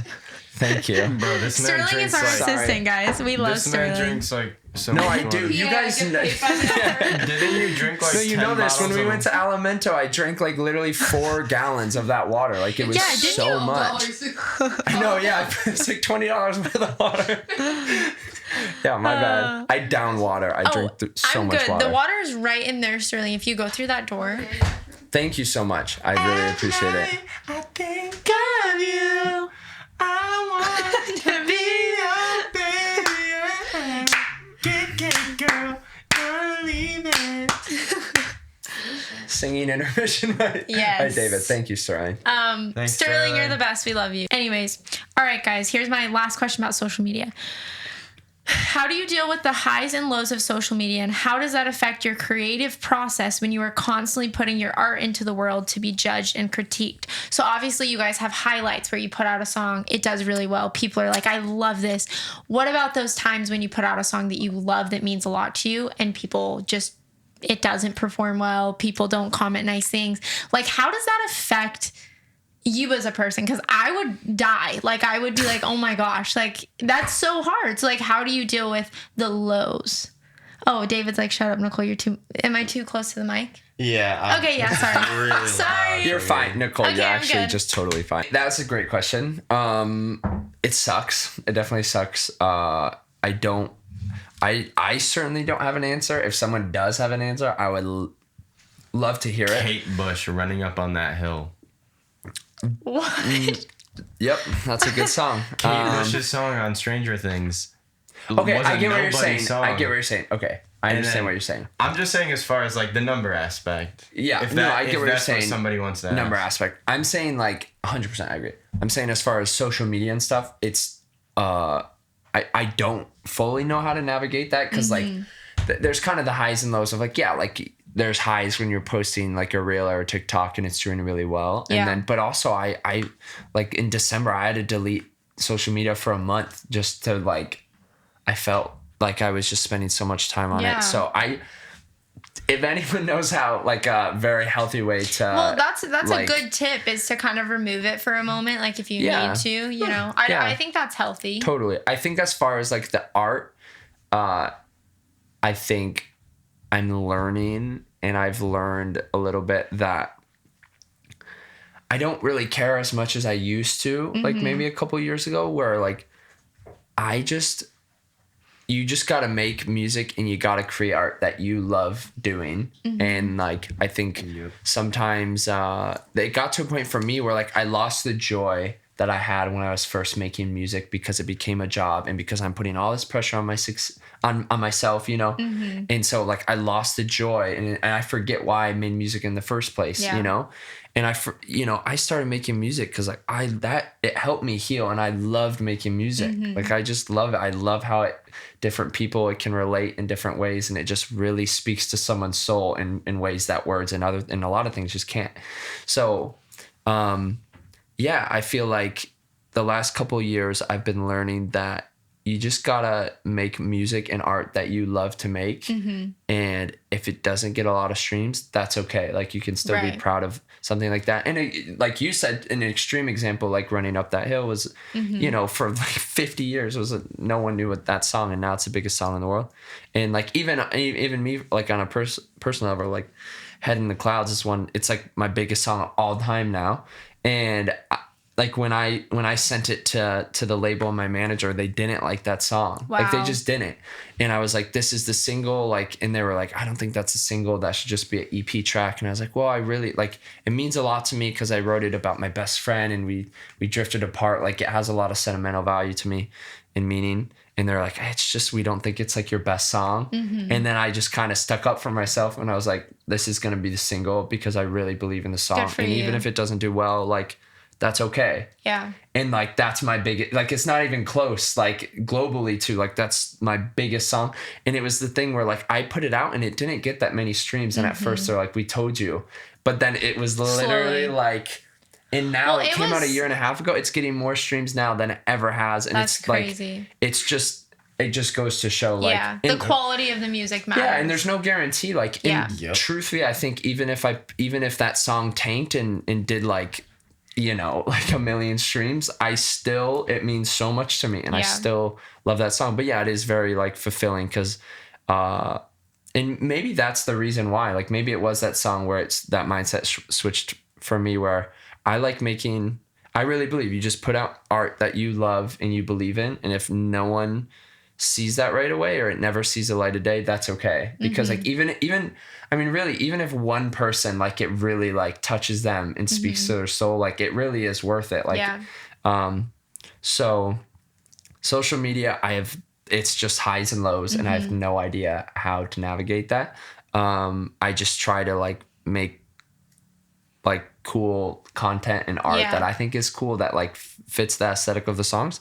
But as far as the creative process, yeah, you can't chase, in my opinion, you just can't chase virality or like write songs just with the thought of, oh, it's going to be big on TikTok. Like I despise when people do that sometimes. I think you should just make music that's original to you, and that means a lot. And yeah. Agreed. Yeah, that's cool. That's a really cool perspective. You said you don't know how to deal with it, but I feel like everything you said is like good ways to deal with it. So thanks. Yeah, that's good. It's just highs and lows. Yeah, and that's amazing. That's maybe just the nature of it, and there's no way around that. It's but I feel like accepting that and just valuing your work, and like if it means a lot to you, you're gonna put it out regardless. And so that's just a cool perspective. What about you, David? I know you agree with everything Hayds said, but do you have anything to add on to that, like with the highs and lows of social media? Can you repeat the full question? Yeah. I'm slow. Oh no, you're not slow. You're good. just tired. No, I'm slow, brother. I was in like algebra 1 as a senior. How do you deal with the highs and lows of social media, and how does that affect your creative process when you are constantly putting your art out into the world? Yeah, I definitely started feeling that like after I released Miserable Man. That was like the most I felt it, like those couple months after, and like just after Miserable and Mr. Forgettable, and then like putting those songs out and like doing really well in like a very fast amount of time. Everything after that last year, yeah, it's definitely just the modern technological world we live in. Like, you know, you kind of attach your art to like the numbers you see on your TikTok or your Instagram, and you know, the amount of people that are using your song in their own videos and creating their own creations to it, like, and like if you don't see that, then like it's a terrible song and it's not good. Like, and like me and Hayd can attest, like we have a lot of friends who do like still think like that, and I think every artist kind of goes through that, and they realize, you know, they come back to like why they make music. Totally. And then that's what kind of heals that, because like that mindset, it's so toxic, bro. Yeah. It creates so much stress, so much unhappiness, like, and it really puts you out of the whole purpose of why you're doing what you're doing. Yeah, it was just the realization of like, it's such a fleeting thing, like how Hayd's been saying, like, and then you just realize you just need to keep making stuff that you believe in and that you think is good and that you really love, and like meaningful art, and then, you know, in hopes that at least one other person can attach to it the way that you did when you were creating it. And if it has a moment, it has a moment. If it doesn't, it doesn't. Yeah. But then it could have a moment in a year or two, like Hayd's song, you know, like, I mean, it had a moment when it came out. But, I love what you said about. I'm just saying, like, it could even just it could have an even bigger moment in a year, like the whole Stranger Things example that I gave. Kate Bush is like this really old artist, and her song's on the biggest show in the world now. Yeah, and that's just kind of, I was just like, all right, David, like you can't compare, because it's really easy to compare yourself, you know, to your songs that did really well, and then you're posting other songs you make, and you know, like, oh, it didn't blow up, it didn't get 10,000 likes, it didn't get, you know, whatever it may be, and you're like, so what? Like, I love this song, like, yeah, and I have people that message me about that song, even though it's not, you know, my biggest song, or it's like more of a lower performing song, like, it doesn't matter, like, yeah, you love it and you believe in it. Yeah, I think that's just kind of why. That's what matters. Totally. I found too, what's helpful is like, for me, I was sharing at the beginning of when we started this conversation, I was in a really low place last summer. And honestly, something that helped me come back to, I think I also just lost sight of why I like making music, and it became about numbers and all this stuff. But something that really helped me is when I went to Asia in last autumn, because that revived my love, like, for why I make music, because now I was on the other side of the world and I made all these songs in my bedroom and no one in these countries can speak any English. Like we'd do meet and greets, and like they know how to say hello, and that's it. Like a lot of I'm generalizing, of course, but like these people don't know how to speak English. They sing my songs back to me in perfect English, like every single one. That's crazy. And when I was there, that revived my love for making music, and it reminded me why I make music is because, like, you know, even if it doesn't get a billion streams, like I write a song in my bedroom because there's like, you know, there's a 15-year-old girl in Thailand by herself who's depressed and like feels like she's all alone, but she can listen to a song and she can know that like she's not alone, you know? And so yeah, I feel like that's a big thing for artists is like when they actually play shows and like people singing back their songs. You experience like, the real people behind. Yeah, like that really does like revive, and that's kind of your lifeline for keeping that love. I feel like that you originally that's very cool. have when you start making an art. This is going to be such a good episode. This is just cool because this stuff isn't talked about. So I don't know. I feel like normally you go on interviews and it's like you just so it's cool. Like I feel like people are going to really appreciate your guys'. It's cool. Like it'll be fun. Yeah, totally. And I think it'll be fun in a few years, maybe going on like a podcast to look back, be like where we are now to maybe who knows where we'll be in 3 years. And absolutely, it's cool. Yeah.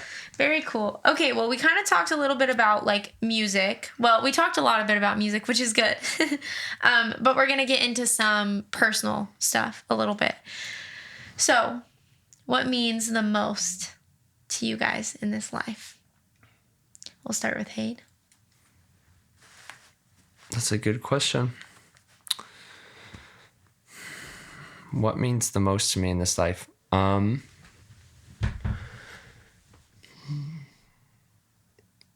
Definitely my faith in Christ. I feel like I would have to share part of my story to answer that question. Absolutely, go ahead. So I grew up going to church. I grew up in West Michigan. It's the Bible Belt of the Midwest. So, you know, like you go to church and you're very well versed in all the passages, and I'm really grateful that I was raised that way.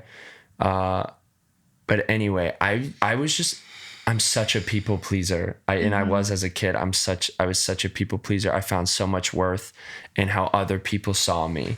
And that was every aspect of my life. That was sports growing up. That was grades. Like that was music, like anything. I found so much worth in how people saw me. And it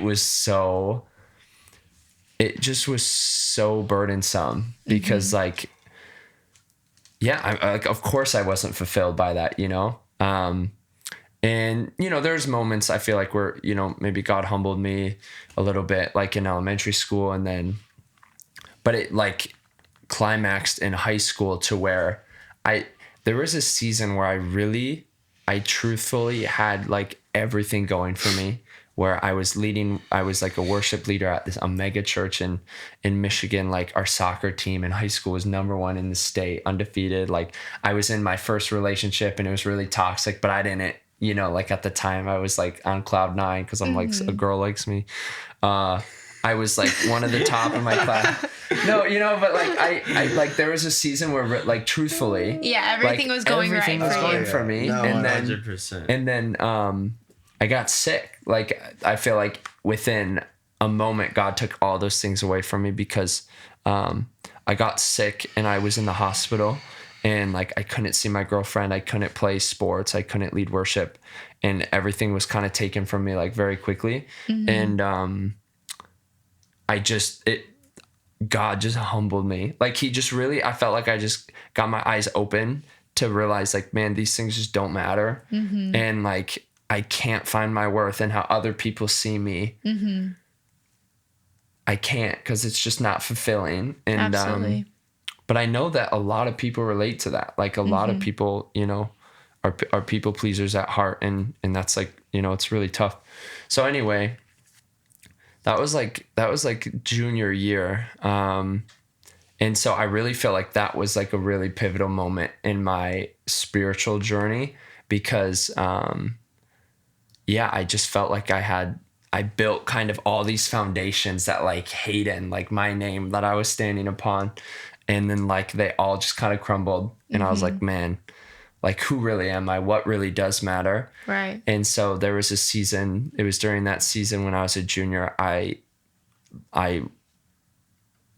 just locked myself, like I didn't actually lock myself in my room, but I locked myself in my room for like 3 months, and every day I would just like pray and I would just read the Bible. And growing up, you know, like growing up in certain church circles or any religion, maybe for that matter, like you grow up with these paradigms. So like you don't even, and you can probably relate to this, like growing up Mormon, like you grow up and you don't understand that like you are seeing the world through a specific lens and worldview, because that's all you know. So like, and that goes for everyone. Like you grow up and you have paradigms that you don't understand that you have, and you need someone else to, like, you need to conversate with other people to realize like, whoa.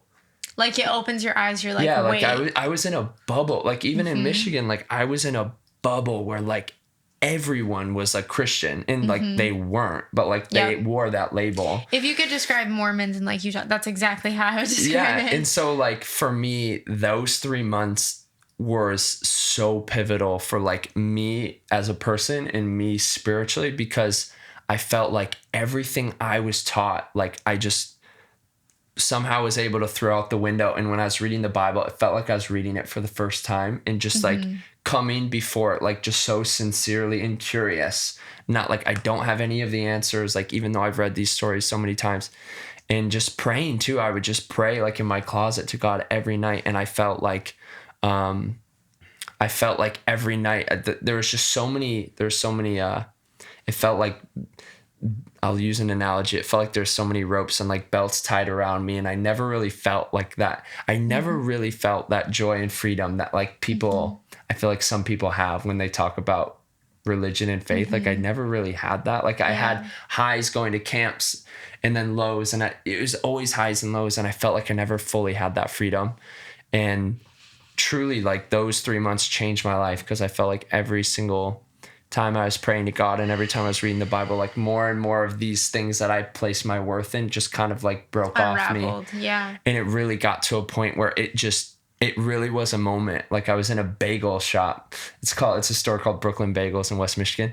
And it just clicked where I just understood, like, man, like I really felt like I understood the gospel for the first time. And I understood like, man, this world is so, this world is really broken. And like that's so apparent to see. And people try to get out of that brokenness all different ways. Like for me, I tried to get out with toxic relationships. I tried to get out with music. I tried to get out with sports. Like, and other people try to get out with, like anything, drugs, like religion itself. Yeah. Like being a good person is like a huge thing now. Absolutely. So like the world's broken and people experience brokenness, but it wasn't always like that. Like at the beginning, it was good. Like we had a right relationship with God, and people, like we chose our own way rather than living like in union with God. And like, that's what I would call sin, is like we disobeyed God. And like, because of that, the curse of sin is that like everyone's going to die one day. Like the wages of sin is death is a passage in Romans in the Bible. And so like, that's why there's brokenness. Like all of us are just so selfish and so sinful and like broken. And the truth is like none of those things satisfy. And I can attest like in my life, and I would never force this belief on anyone because everyone has, their own beliefs. But like the only way that will really satisfy you is Christ. And God loved us so much that like he made a doorway out by coming to earth and living a perfect life where we all fell short and we all deserved death. Like Christ actually lived a perfect life. And he died, and he didn't stay dead because like only sinners die, but he didn't sin, so like he rose again, and now he's our doorway out. And if we submit our lives to him, like God forgives us of everything that we've done. Like we're adopted into a new family, like, and God empowers us. Like he gives us his spirit, so that we're not alone and that we can actually like look more like Jesus. And he's going to come back one day, So anyway, not to like go off on like a super spiritual tangent, but I feel like that it just clicked, like that truth like clicked. And I understood like that's the most important thing in my life, like the gospel, what I just shared with you. And like music is great and it's doing well and it's working out, but like that's just my occupation, you know, like that's just my job. That's not my purpose. My purpose is not to make music, you know? So anyway, that is like my faith really is the most important thing to me. Also because it's been like my anchor when I felt like I had no one. Because I was sharing earlier, like in the summer, I just felt so alone. Yeah. And I felt like I had no one. And I was saying too, like even when I was praying, like I felt like I wasn't even hearing God. Yeah. Like I just felt so alone. And but I just like, I know I'm not alone. I don't know. Like it's just my anchor when I had nothing else. And the last thing I'll say is like this quick story that it's like my favorite quote of all time. But there's a song called Even When He Is Silent. It's a choral song. So I sang it for choir when I was in high school. But basically it's this beautiful song. But the story behind the song is like during World War II, you have these concentration camps, you know, like all these Jews are getting murdered like horribly, you know, and at one of the worst concentration camps, there was written on the wall, it says, I believe in the sun, even when it's not shining. I believe in love, even when I feel it not. I believe in God, even when he is silent.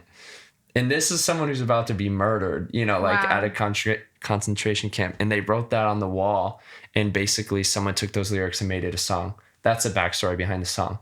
And I share that because like, that is I love that quote. And that's my take as well. Like, even when the sun's not shining, I still believe it's there. And even if God is silent, I still believe he's there. And even if I don't feel love and I feel lonely, like I know it's still there. Anyway, I don't mean for this to sound preachy, but so I definitely would say like my faith in Jesus is for sure the most important thing to me. Because I no longer, before I found worth in all these other things, and now I only find worth in how Jesus sees me, and that brings me peace and that brings me true joy. And I do feel that freedom that I've never felt.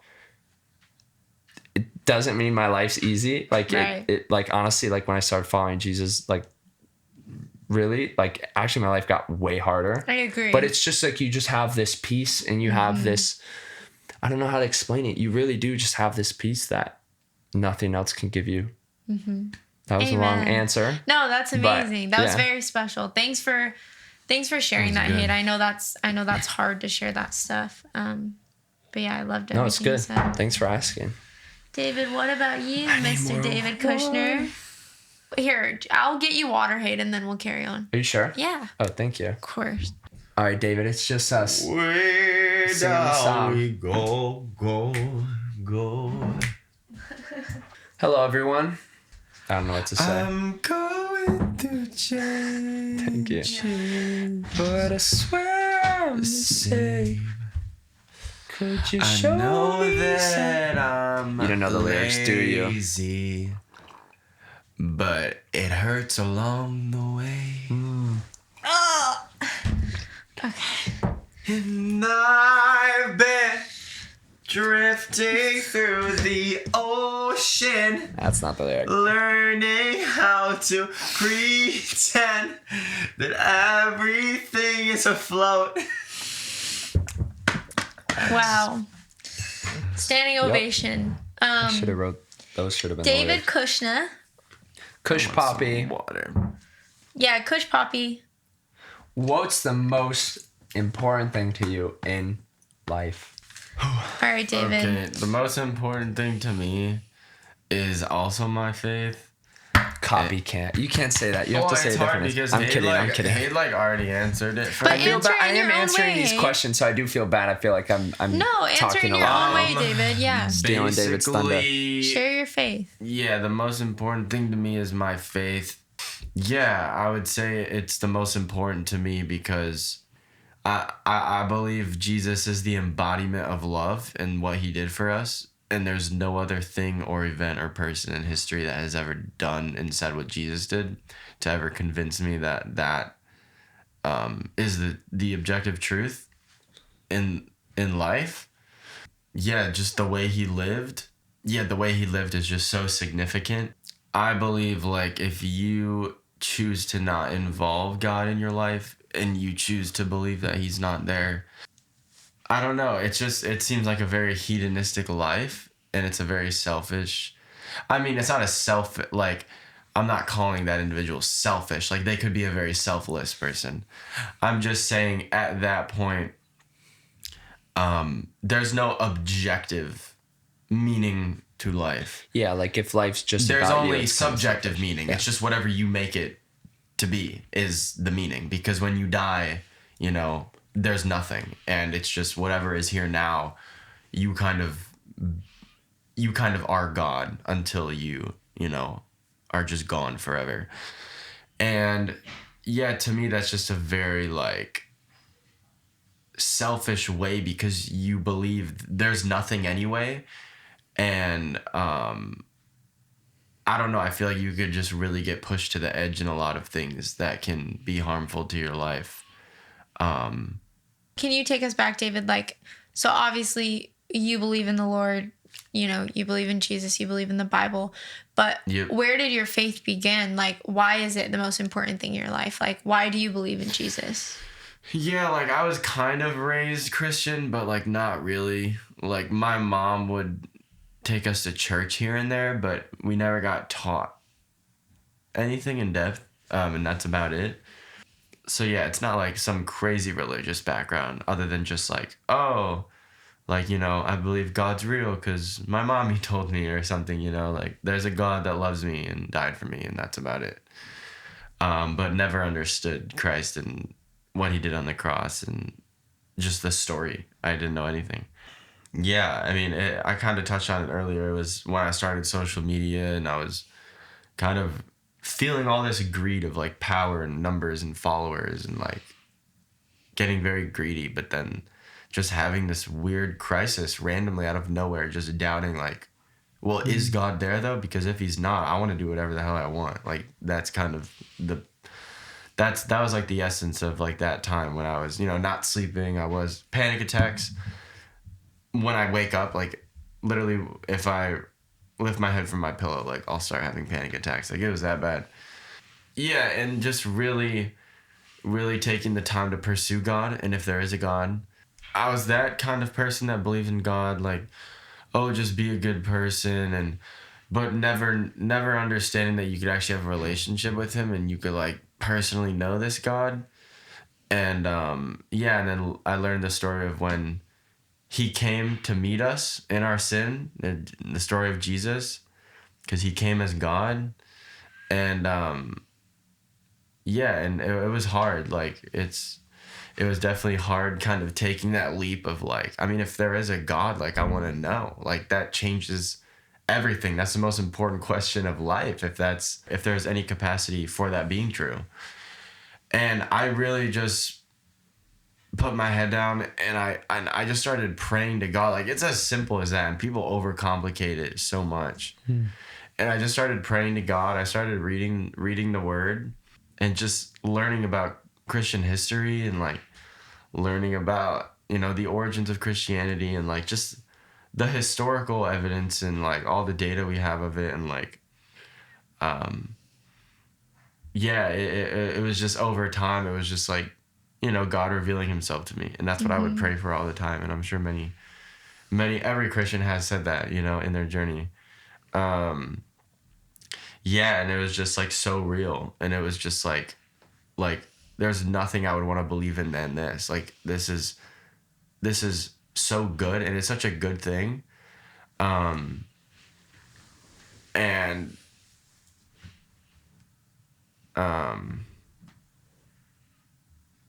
yeah, and just the things that like Jesus can offer freedom of so many things, like depression and, you know, drug addiction and whatever it may be that, you know, humans struggle with all the time, like you know, lack of purpose, like all of those things.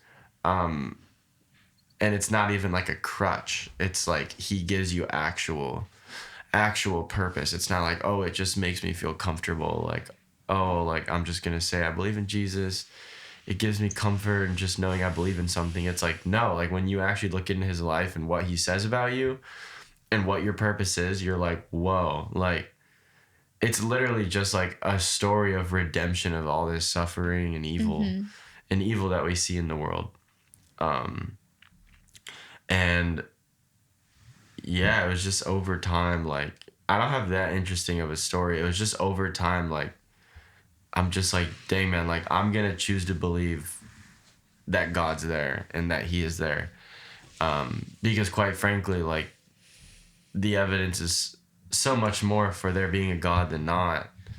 And Totally. it's... Yeah, you did spend a lot of time, like, during your faith crisis, sorry to cut you off, but you spent a ton of time reading books, testing your faith, reading history about the Bible. Like, David really tested his faith because, you wanted to know if there was a God. And so you did seek him with your whole heart, and you really, like, gave God a chance, and you were like, if you're, real and you're there, reveal yourself. But David is extremely knowledgeable. And he knows a lot. You are really He's very knowledgeable about his faith. I'm kind of knowledgeable.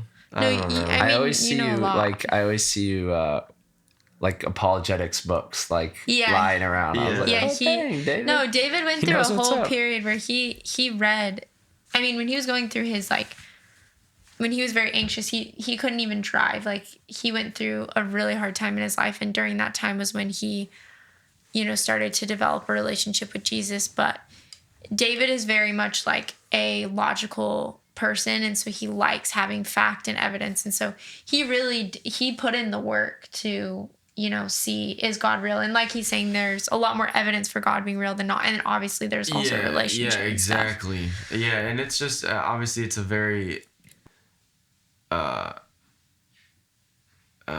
silent topic. Like, not many people talk about that, or like probably nobody talks about it in the music industry. Like, like, it's a very important thing. It's like, if there's a God that could free you from chains of depression and suicidal ideation or whatever it may be, like why wouldn't you want to know? Why wouldn't you want to know him at all? Like, and like, I love talking about it, and it definitely needs to be talked about more and more accepted, because I know it's not.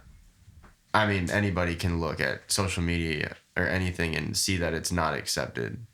Like, and that, people don't want to be divisive. We don't want to be canceled or whatever. And like, all of this, it's just all of this fear, and God tells us, like, he gave us a sound mind of peace, and like fear is not of God.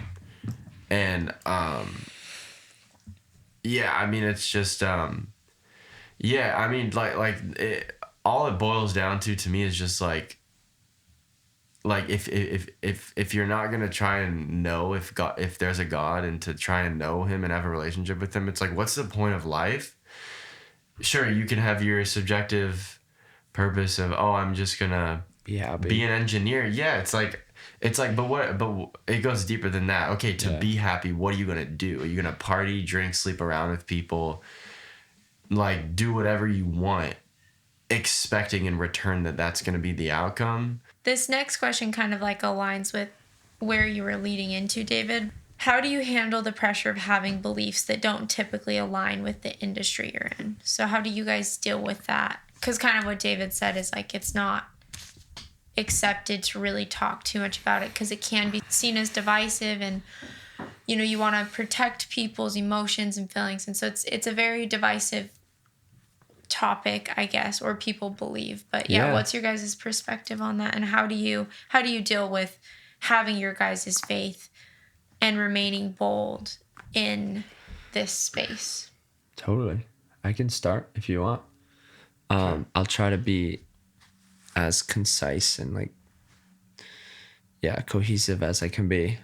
It's difficult, like, navigating having beliefs that can, are like mocked or just not seen by everyone. And with that said, everyone has their own beliefs, and like, I respect that, and I would never force what I believe onto someone, because I think there's been a lot of, like, bad things that have happened in the world, like, by people who maybe they were, like, really pure, they had pure intentions, but like, by them forcing their beliefs on someone, it's caused a lot of pain. So I would never force, like, what I believe on someone. And I'm always here just to talk. But like, I mean, that's something that we all three of us, and but especially David and I feel like I've been talking about the last couple of weeks, is like, how do we navigate?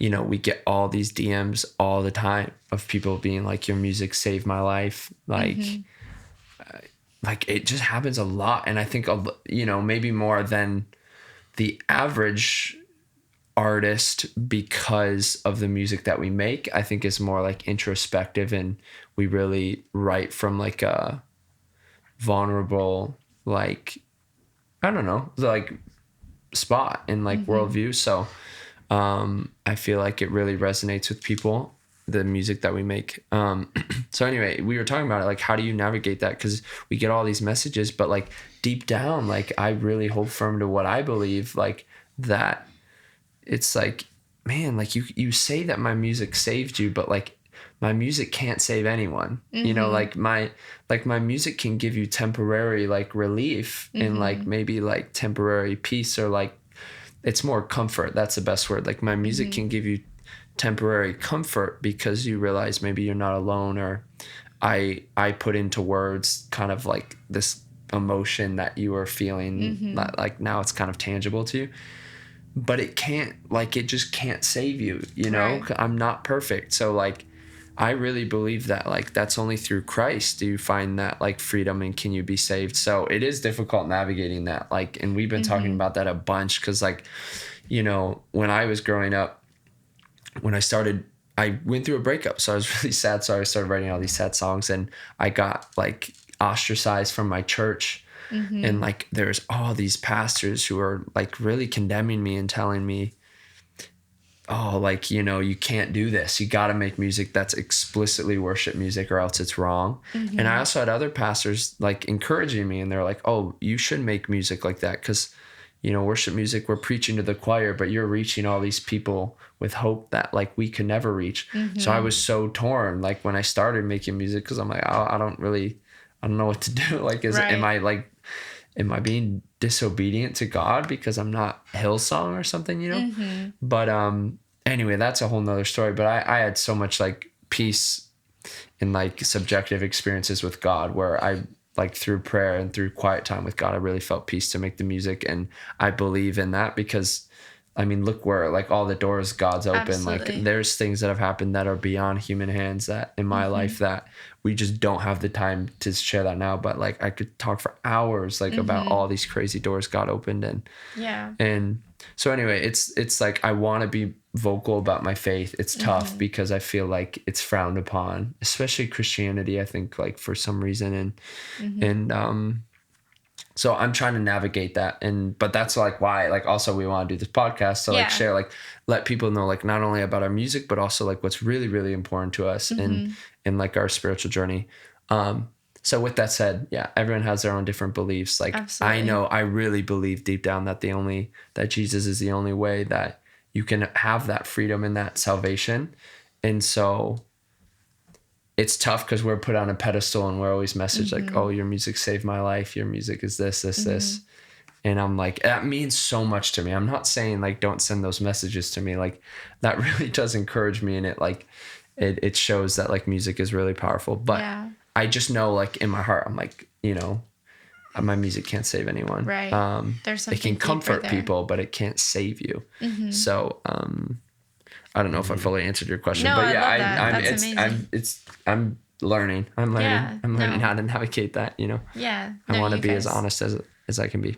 Yeah, you guys are doing a great job. You guys definitely, a lot of people, even though I know there's probably a lot of people who don't agree with what you guys believe in. Yeah. I know that there's a lot of people who just are so grateful that there's people like you who are willing to share. And it all comes from, anything any of us believe in, it all comes from a place of love because we want to share, those things with everyone. And so it's hard. Like you said, everyone has their own beliefs. And I think it's so important to respect and value everyone's experiences. We all have experiences that have led us to what we believe in. But ultimately, like, obviously, if it means a lot to us, we want to share it. And so it's just finding the best way to do that and doing it out of a genuine place, but also like knowing that, if you face backlash for it, it's like, if you're doing it out of a genuine place, that doesn't matter as much. Yeah. So, but yeah, David, do you have anything to touch on that? Like, how do you deal with being a Christian in the music industry, and have you faced any challenges with that and stuff like that? Yes. I think it's just a minority, so it's really hard because as far as for me, like, temptation's really hard. I mean, it could be any temptation, like, you know, Jesus says, like, there's no temptation that, like, you can't get out of. Like, you know, it's you can get out of it if you obey the Holy Spirit and you let it lead you. But that doesn't mean it's not strong at all. Because you have all these artists around you who, you know, their life and what means most to them is what they're creating and how they look to the world and how they look to people and how much money's in their bank account and, you know, how many girls they can sleep with and who's the hottest girl, who has the biggest rack. Like, no, seriously. No, I know. mean, these are real It's just funny. conversations that I've even heard, like, you know, like, even around people we know. Like, I'm just being honest. And, like, that's just all they care about. That's all they care about. That's all that they live for. Yeah. And it's really hard being surrounded by that. And you kind of, obviously, there's a calling there. And, like, we're there for a reason. You know, I'm there for a reason if I'm in a situation like that. Hayds there for a reason. That's God-given. Like, and who knows what that is, even if it's not something significant, like even just being there, like having your presence there around those people. Oops. And yeah, it's really hard, but it's also like a blessing and like it's such a blessing. Yeah, it's just a blessing to be able to serve something so good like that. Yeah. But at the same time, like, having fun. Like, we make music as our job, and we have so many friends that, you know, don't necessarily have the purpose and, like, fulfillment and contentment that we have, and, like, we get to help them potentially find that. Yeah. Because we know the fulfillment and the eternal contentment it's given us. Mm-hmm. So I also always look at it like that every day. Like, yeah, like, oh, how can I be a blessing to this person or this artist that I know, like, is struggling with this? And, like, I don't know. Because, yeah, the truth is, like, they live different lives. Like, they live crazy lives, and a lot of them are really empty and sad. And that's just the straight up truth about it.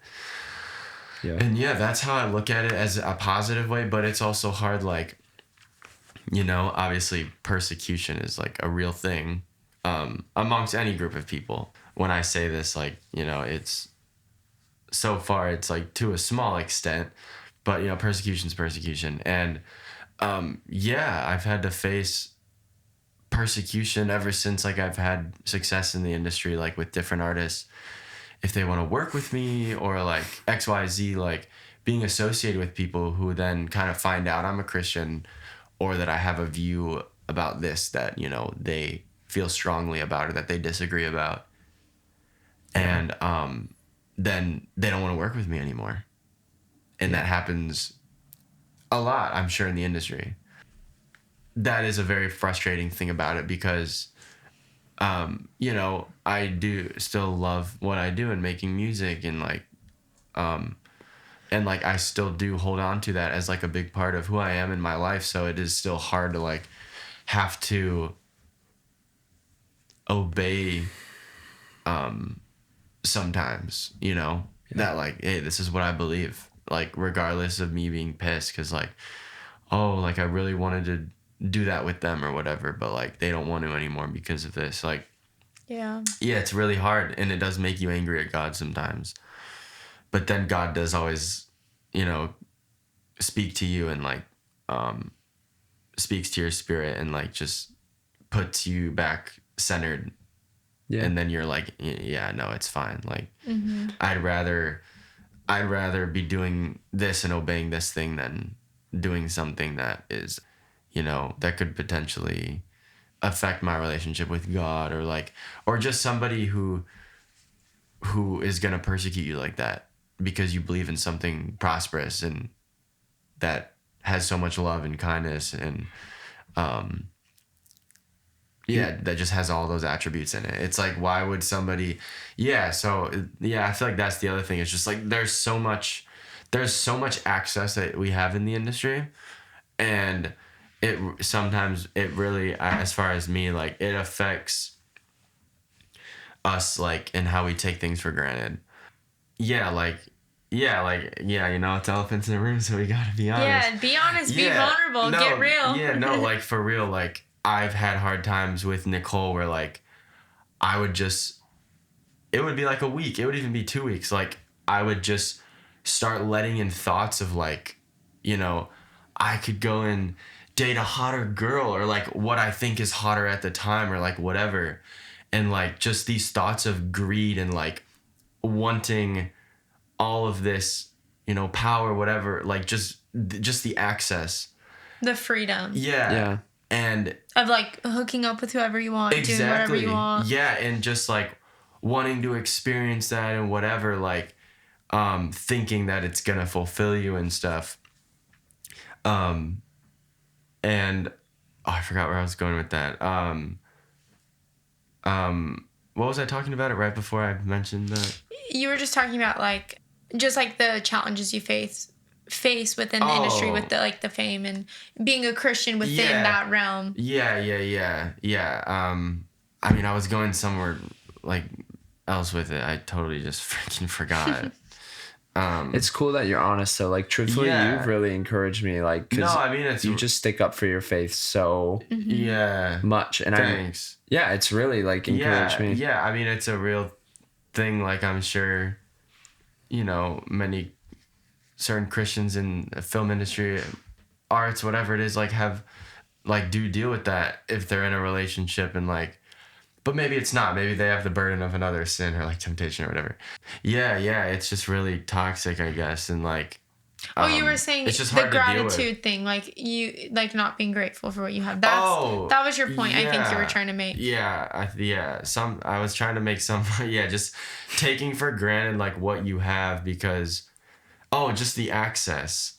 Just like the access, and then taking for granted like what you do have, and then thinking you can get something that's even better, but then you get that, and then you're with that thing for however long, and then you're gonna be like, oh my gosh, this is even better, and then you're on to the next even better thing. Like, like just greed and the access is it's just so void. It's just like a pit. It's a pit you fall into, and it just distracts you from the spiritual things of life, which are sacred and more important and need to be pursued by every human being. And there's just so many distractions, which most people wouldn't have that in a normal, like the access that you guys have, and then also having the faith that you have, like that would be hard for anyone. But like I'll just have those thoughts, and they'll be very strong, and I'm very honest with her about it. Like, she knows about it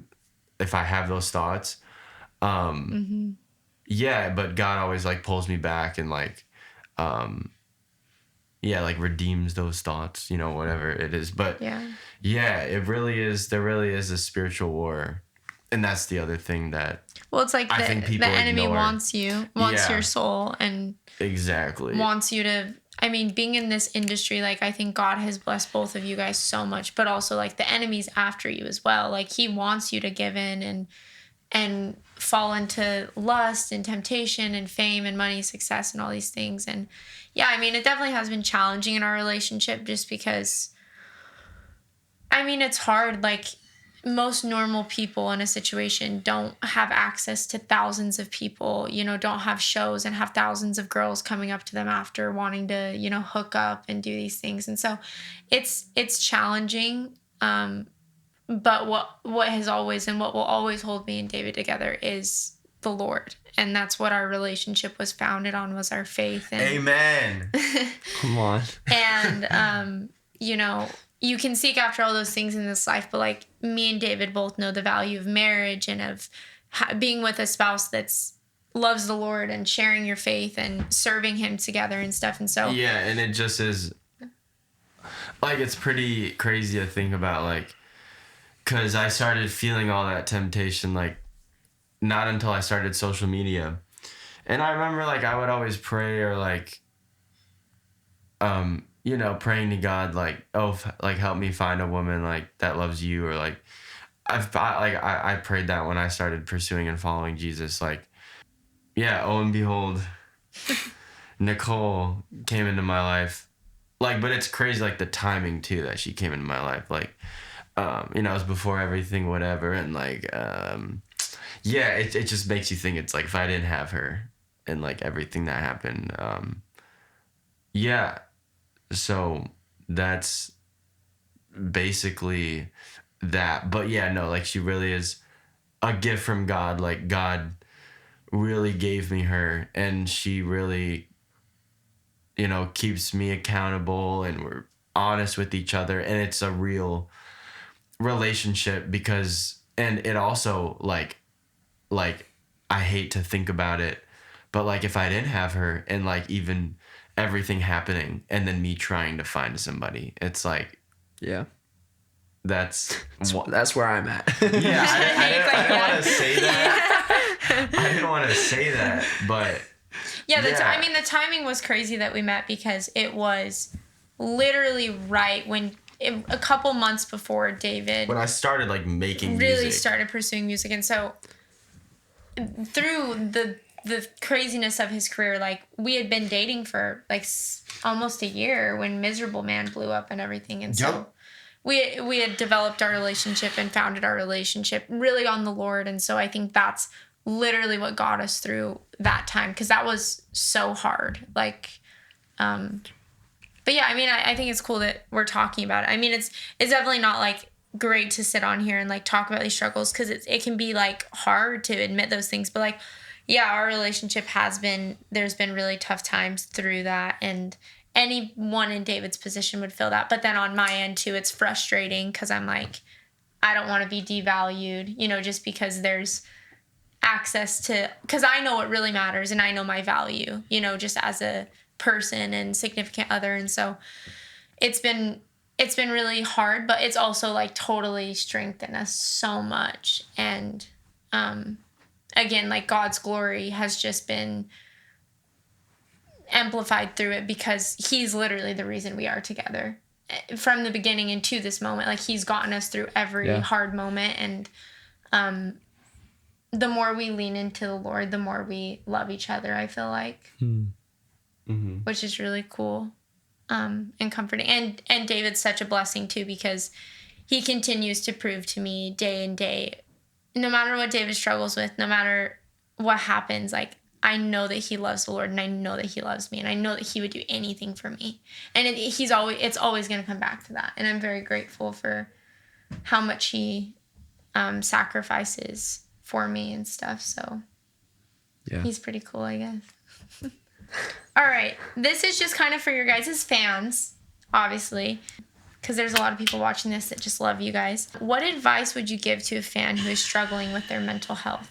I would say self-care is really important, because I remember so many times, I mean, even recently, like when I wasn't sleeping, there's a lot of self-care neglections that were going on. And then once I started doing those things again, they definitely helped. But I know some people like do those things and they don't help, whatever. It's such a tricky question sometimes, because like, I think you really just have to identify why you're feeling the way you are. And I know there's some folks out there, maybe you're watching, that like, you're like, oh, there is nothing, I just feel this way. But for those of you, like, you're anxious about something, you're depressed about something, it's really just identifying it and like figuring out what are the solutions to like your mental health thing going on. Yeah, I don't know. I feel like some things like I believe about mental health is like, I feel like we're so overly diagnosed amongst like at least my generation, like Gen Z, like it's just like therapists and everything are so quick to, oh well, you have depression, like hop on these meds real quick, like you'll feel gas, like whatever. It's like Literally. yeah, like I understand that it does help a lot of people, but I don't know, because it's just like neurology, psychology, like the mind, like it's such a big uncharted territory. I mean, I'm not a medical professional, but like it is true. Like there's so many things about the mind that we don't know. And like obviously I'm a Christian, like I believe there's a spirit. I believe there's an unseen realm. There's an immaterial aspect of life. And I think a lot of mental health also is rooted in like a spiritual sickness. Like obviously I would never force anything about Jesus down anyone's throats or anything, like how Hayd was saying. Like obviously, like what I believe is the best doctor is Jesus. But sometimes, you know, like for those of you that have gotten a doctor here on earth, like that's okay, and they will help you. Like there's so many things like that will help you. But I would say like time really does heal. And like it seems really bad, like whatever it is, like I'm just thinking off things that I've struggled with. Like I would be anxious about, you know, my future, or like I'm feeling super depressed. Like if you're feeling a certain way and there's just like antagonizing thoughts that are, you know, keeping you up at night, or that are just on your mind, and like you just want to claw out your mind because it's so bad. Thoughts are temporary. Like you're gonna have new thoughts as life goes on. Like your emotions are always changing. That's why they're called emotions. Like they're in motion all the time. Like Bars. yeah, like it's Write a song about that. yeah. Like just know, like there's so many things that humans have been through for millennia, like mental health stuff. Like read the Bible, bro. Like the Bible's pretty gory. Like there's a lot of gore. There's crazy stories in there. Like People have been going through it forever. people, yeah, like people with depression, but they're still, you know, devoted to the Lord. Like all this crazy stuff that I feel like we'll get so hard on ourselves about. Like so I don't know. That's really all I have to say about it, because Sure. I don't know. I feel like that was such a bad answer, but No, not at that all. wasn't. I thought that was a great answer. Yeah, there's a lot of good I agree pieces with and you. parts. Like, man, I'm no expert, but I think identifying what is causing your Exactly. pain is like super helpful, because then you know kind of what to target. Like my dad's a doctor, so I like stories from him, and like one of my cousins, I mean, we were talking about this, but like one of my cousins has schizophrenia. So like I hear stories and see it like on a family level too, of like, man, mental illness is such a real thing. And it's just not cookie cutter. Like there's not Yeah. that's why it's hard to It's answer so sometimes. Yeah, it's hard to complex. answer that, because it's not like a cookie cutter answer. Because like I like, while I hold my faith like above all else, and I do think Christ brings healing, like it's just not that simple sometimes. No, it's not. And and I can't it's just not. look at someone and be like, oh well, you just need to be a Christian and you won't experience it. Like not at all. But like you said earlier, like I almost think being a Christian, you're more aware yeah. of your emotions, and like I don't know, I preach that all the time, but like the stigma of like, oh, Christians can't struggle with mental health. Not It's at like all. Like I was in such a like I wrote that song Lost. Like I Yeah, felt like, so no. lost, and I was really depressed for a while. And yeah. so yeah, I like, first of all, like of course it's such a real thing, and it's really, I have so much empathy because it's so sad. Like, and I hear it from my dad in the hospital. I see it with my cousin. Like, it's not a cookie cutter thing. Like if you're able to identify where it's coming from, be it through a doctor, be it through a therapist, be it through Christ, like Yeah, that was the other thing I was amen, gonna like- say. Therapists have really. I've been going to a therapist since I was 12 years old. yeah. They do really help. We love therapy. Yeah, go do your therapy sessions, folks. Yeah. Go see a therapist, If everyone. you're able to identify where it's coming from through one of those means, like that's awesome. Like I feel like maybe that's a good first step. And also Yep. I'll speak for myself, like if it's something as far as, oh, I know, like time heals. You were saying that. If it's like a mental, like if it's like depression or sad, like a deep sadness, and that stems from something happening to you, or like a breakup or something, like time really does help. And I think I'll speak for myself. There's been instances in my life, like my first relationship, like I found out like my girlfriend was cheating on me, and like I was in such a low spot. And it was really a matter of perspective for me. I think even now, lots of times it's easy to like have such a narrow perspective and like zoom in really like on my issues and my problems, and make things a bigger deal than they have to be. Yeah. And I forget just like to have like a bigger perspective and just understand like, man, like Lord willing, I live till I'm, old and have gray hair, but like, this is just one moment, 1 year of my life. And there's, hopefully many more. And so like taking a step back to quiet myself and regain my perspective is helpful. But it's just, there's no cookie cutter answer. Like, identifying it through one of those means, like, is helpful. Like have a bigger perspective. Like remember, time really does help. If it's something like a breakup or something where like there's pain that you feel, that like it really does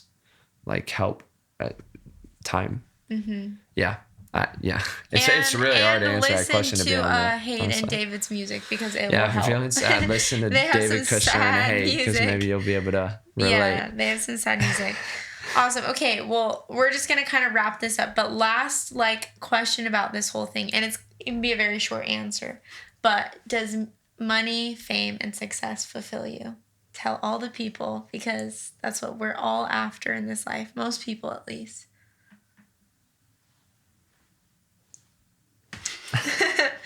It can be a simple answer, but no. It definitely doesn't. I mean, we touched on this earlier on. Like, it's a big rat race. Like everyone's chasing something, and maybe for us, like it's like fame or money or like a big house or stuff like that. And maybe it's that for a lot of people, but maybe it's different. Maybe it's like having a healthy relationship or having like. I don't know. Like it just could be anything. Yeah. Like it's just not fleeting. And like David said, I'd encourage anyone to ask bigger questions. Like, what is their purpose? Like, is God real? Why am I here? Like, I think asking bigger questions and seeking out answers is more important, because everything else from dust will return to dust. Yeah. Like, word. Like, perfect.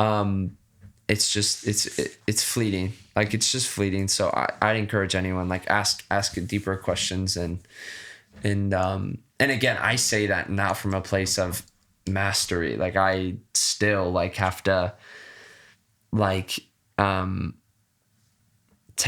still get like tempted and like drawn into that of like, if I had this much money, or if I had a big house like of this, like that would make me happy. And then it's like we're at party, like I mean, we really don't go to like parties, but like when we go to like these big when we go to like these social gatherings, like or like we just have friends who have like so much money and they just are miserable. Like they just are so miserable. And I say that, and it's easy to say that, and like people can hear that and be like, like whatever.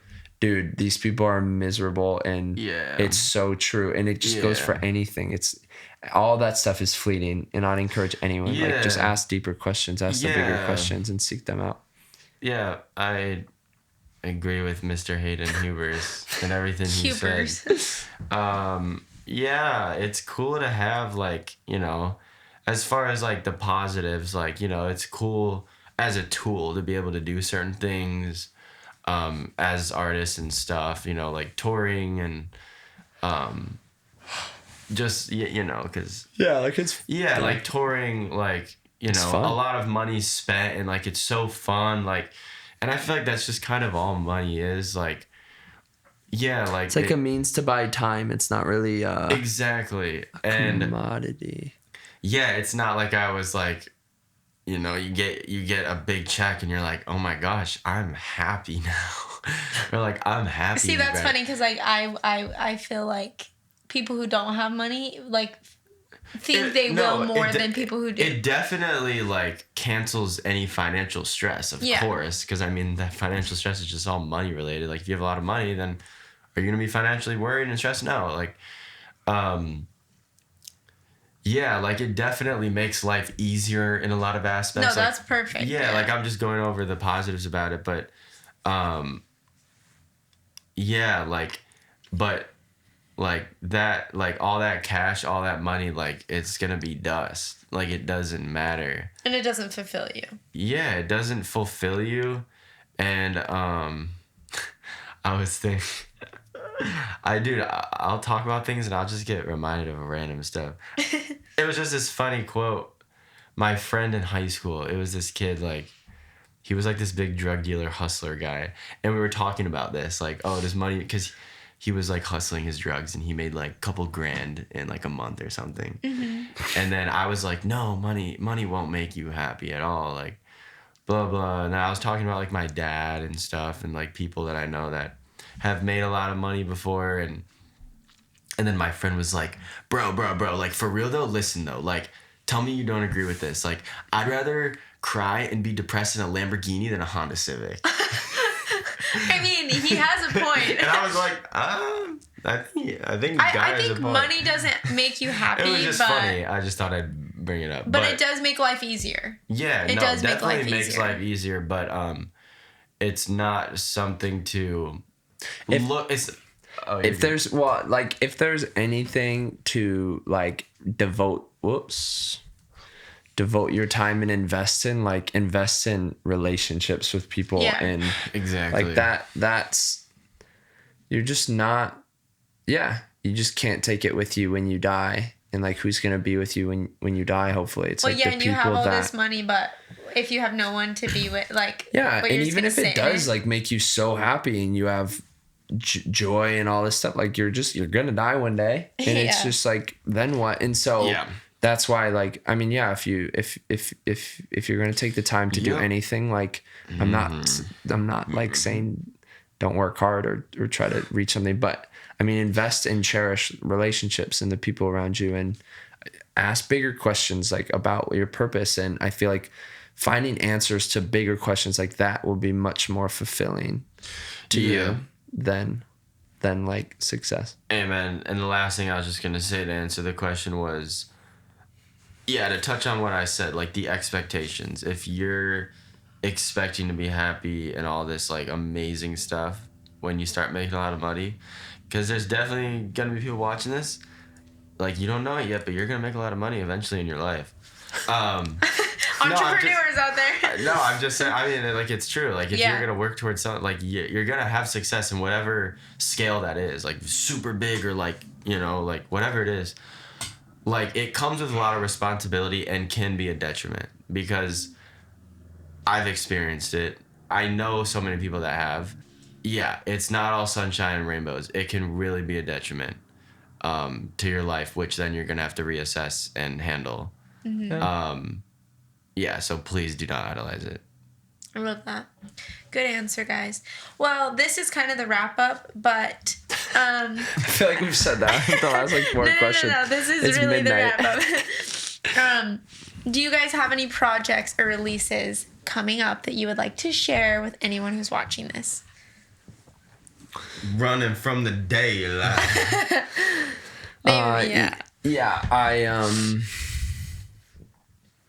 Yes. Tell us, That's all I'm gonna say. Tell us. Yeah, no, I mean, I have new music coming out, and I'm still figuring out, like, with my label, what's the best, like, way to go about releasing this stuff. But yeah, I haven't. Lost is the last song I put out, and that was like 2 or 3 months ago. So it's been like a hot second since I put out music, and I put out 3 songs all of last year. Like I really haven't put out that much music recently, but on my computer, I have like over a dozen songs like just done and ready to go. I've just been trying to figure out the best way to release them. If it's an album, if it's an EP, if it's just singles. But yeah, like I told myself that's a big goal this year. Like I want to put out over 12 songs this year, and it's gonna happen because the songs are done. So, Yeah, hopefully it's January, so hopefully starting end of February or early March, like I'm gonna release a song called "When You Were Mine," which is like probably my favorite song I've ever written. Good, like guys. I should have said that as the answer. It's so good. Yeah, if you want to cry, you're gonna like this song. Say that just before any of my songs. No, "When You Were Mine," I love that song, and there's some other songs too that I like just mean so much to me. So I really believe it's the best music, and I'll say like. That's like what I was saying was a very cliche answer, but like a lot of the music is themed that's coming out. Like last year was really difficult for me and I felt really lonely and lost. And so a lot of these songs are just have that theme of loss and separating, like me leaving my family and friends. So like, there's so much emotion and like honesty in these songs. And so for that reason, I'm so proud of them. And I really believe they're really going to impact people. And, but yeah, I guess to like explain, like that's a lot of it is about loss and how to deal with that and like pain. And I think it's just going to be really relatable to a lot of people. So I'm really excited to put that out. And my biggest goal this year is just to tour and play as many shows as I can. So yeah, like we're gonna tour. We're gonna go to different continents and play a bunch of shows. So I'm really excited. So cool. Hopefully see you guys in person. Yeah, everyone go see Hayd. He's amazing. Thank you, Hayd. We're so excited for your new music. Thank you. Which we've listened to it, by the way, and it's incredible, phenomenal. Thank you. Just so good. So you guys are gonna love it. David, do you have anything exciting coming? Yes. I am now working. I released my first EP, and then I'm now working on my first ever album, 12 songs. Woo! Let's go. Yeah. So I'm excited for it, and that's all I'm working on this year, and trying to get on Hayds' level to finish songs, because I'm not that good. Bro, I'm not that good at finishing songs either. So yeah, I got some really cool ideas I'm finishing and gonna start recording here soon. We wrote this song Daylight yesterday. I'm just gonna put it out there because I really believe in that song. Like, that's probably the best song that Jeremy, David, and I wrote, and like. I think that song's gonna be huge. Me, Hayd, and shout out to Jeremy. It's January 22, 2023. Sarcastic sounds. Daylight. It's gonna be a big song. Yeah, it's super cool. A lot of different sounds gonna be like sonically. A lot of different vibes will be in the album, and yeah, I'm excited to get working on it and finish it up. And yeah, I won't say that. No. There's really exciting stuff. He's got more exciting stuff coming up that he can't talk about, but it's like really, really exciting. Media. So everyone, nothing. That would be a flex. I won't say that. Say it. Say the flex. No, like I say it from like just a genuine place of excitement, like just that I'm doing. Yeah, tell him. No, yeah. So I'm writing or finishing 3 songs, like next month in like 2-3 weeks. With the lead singer of the Lumineers, which I'm really excited for. I've always looked up to them in their music when it came to like making music, and I can't believe it. So next month I'm working with him, the singer, and very cool, finishing some songs. Which is so cool, guys, because that's like when I met David, like if he could choose like his dream person to work with, it would be like the Lumineers. So his dreams are coming true. Yeah, the first time I listened to Lumineers, it was Ophelia on SoundCloud in 7th grade, and I fell in love with it. Right as it came out, I was like, dude, who are these people? Yeah. So cool. Well, that's so exciting. I'm so excited for both of you guys. There's a lot of stuff you guys didn't share about like exciting stuff coming up. But seriously, guys, go follow them. And I mean, most people who are watching this probably already follow them. But if you don't, go follow them. Follow along. It's going to be exciting. And then the last thing is, do you have merch and where can we find it? Would you look at that? Oh, crazy. They're actually wearing their merch, guys. That is the plug that we have. I have... If you don't know who I am and you're watching this, my name is Hayd. So like on any social platform, you can just look me up and listen to my music, whether it's Spotify or Apple Music or YouTube or Instagram or TikTok, anything like that. Oh, a helicopter. I'm curious if the mics can pick that up. Anyway, maybe it's another live PD chase you can watch. Our amigos probably. But No, this is merch that I made. I actually made this myself. It's called Head in the Clouds. It So says Head cool. in You the have Clouds. it in Well, obviously purple you as can see well, that because too. you guys can probably read. But it's haydmusic.com. So there's a bunch of different merch you can buy and see like upcoming shows and all that good stuff. So genuinely, anyone listening to this, if you made it this far into the podcast, I don't even know what time it's at now. People are loyal. I believe it, but I mean, we've been going for like 2.5 hours. Certainly over 2 hours, I would guess. But if you made it this far, thank you for listening and hearing us out. Everyone has a story, so I'm glad you guys. I'm really grateful that you guys listened to mine and David, and thank you, obviously, Nicole, for having us. And also, if you made it this far, if you're in LA, there's ice cream on me. So there you go. Bum Send tomorrow night, 10 p.m. Meet us there. It's going to take Nicole a little longer than tomorrow to edit this. This will be out in 2 weeks. So right, you got to give her some time to edit this one too. For sure. David. Yeah, so talk to us about your merch. This is just a sneak peek of what will be available soon. I'm doing a whole merch drop thing for it. This is one of the pieces, Mr. Forgettable. It's actually so cool. It's amazing. And then we'll have Mr. Forgettable hoodie. We'll have some more Miserable Men merch. Mm-hmm. And then I am going. I'm also dropping a T-shirt with his face on it, with and my it's so face cute. on it. In the most non-narcissistic, egotistical way. It's a cool picture of David. It's just a cool portrait that I love of he myself. Looks sexy in it. He does look sexy in it. Thanks, guys. If anybody wanted to rock my face on their, body, it'll be available soon. Yeah, everyone. So, haydmusic.com and davidkushner.com. Is that your website? No. All right, tell them. What is your website? I don't know. I forgot. Just look up David Kushner on Google. You'll find him where you need to find him. And his Instagram, link in your bio. Link in his bio on Instagram. Yeah, link in my bio. Sure. Also follow Nicole. Elephants in the Room. Yeah, Elephants in the Room. Nicole Donna. Nicole.Donna. You got it, Hayd. On Instagram and TikTok. But this has actually been so much fun. Yeah. We talked about a lot of different stuff. Yes, we did. And it's just been so much fun. Yeah, thanks so much for coming, guys. Thanks for having us, Nicole. I think you guys are amazing. I think we should go to the store and buy some ice cream. I agree. Ice cream and cookies? What's open, bro? It's like 1 a.m. Oh, I'm sure there's Rouse open. We'll find something. It's LA. But yeah, well, thanks for listening, guys. If you made it this far, we're very grateful for you. Hayd, David, it was an honor to have you guys on the podcast. In a couple years, we'll have you guys back on. We'll revisit this episode. Word. If you guys want to support this podcast, you can follow me. Give it a rating. Share it on your social media. If you want to support them, follow them on their social media, Hayd Music and David Kushner. And to finish off this episode, I'll ask, what elephants do you guys have in your rooms?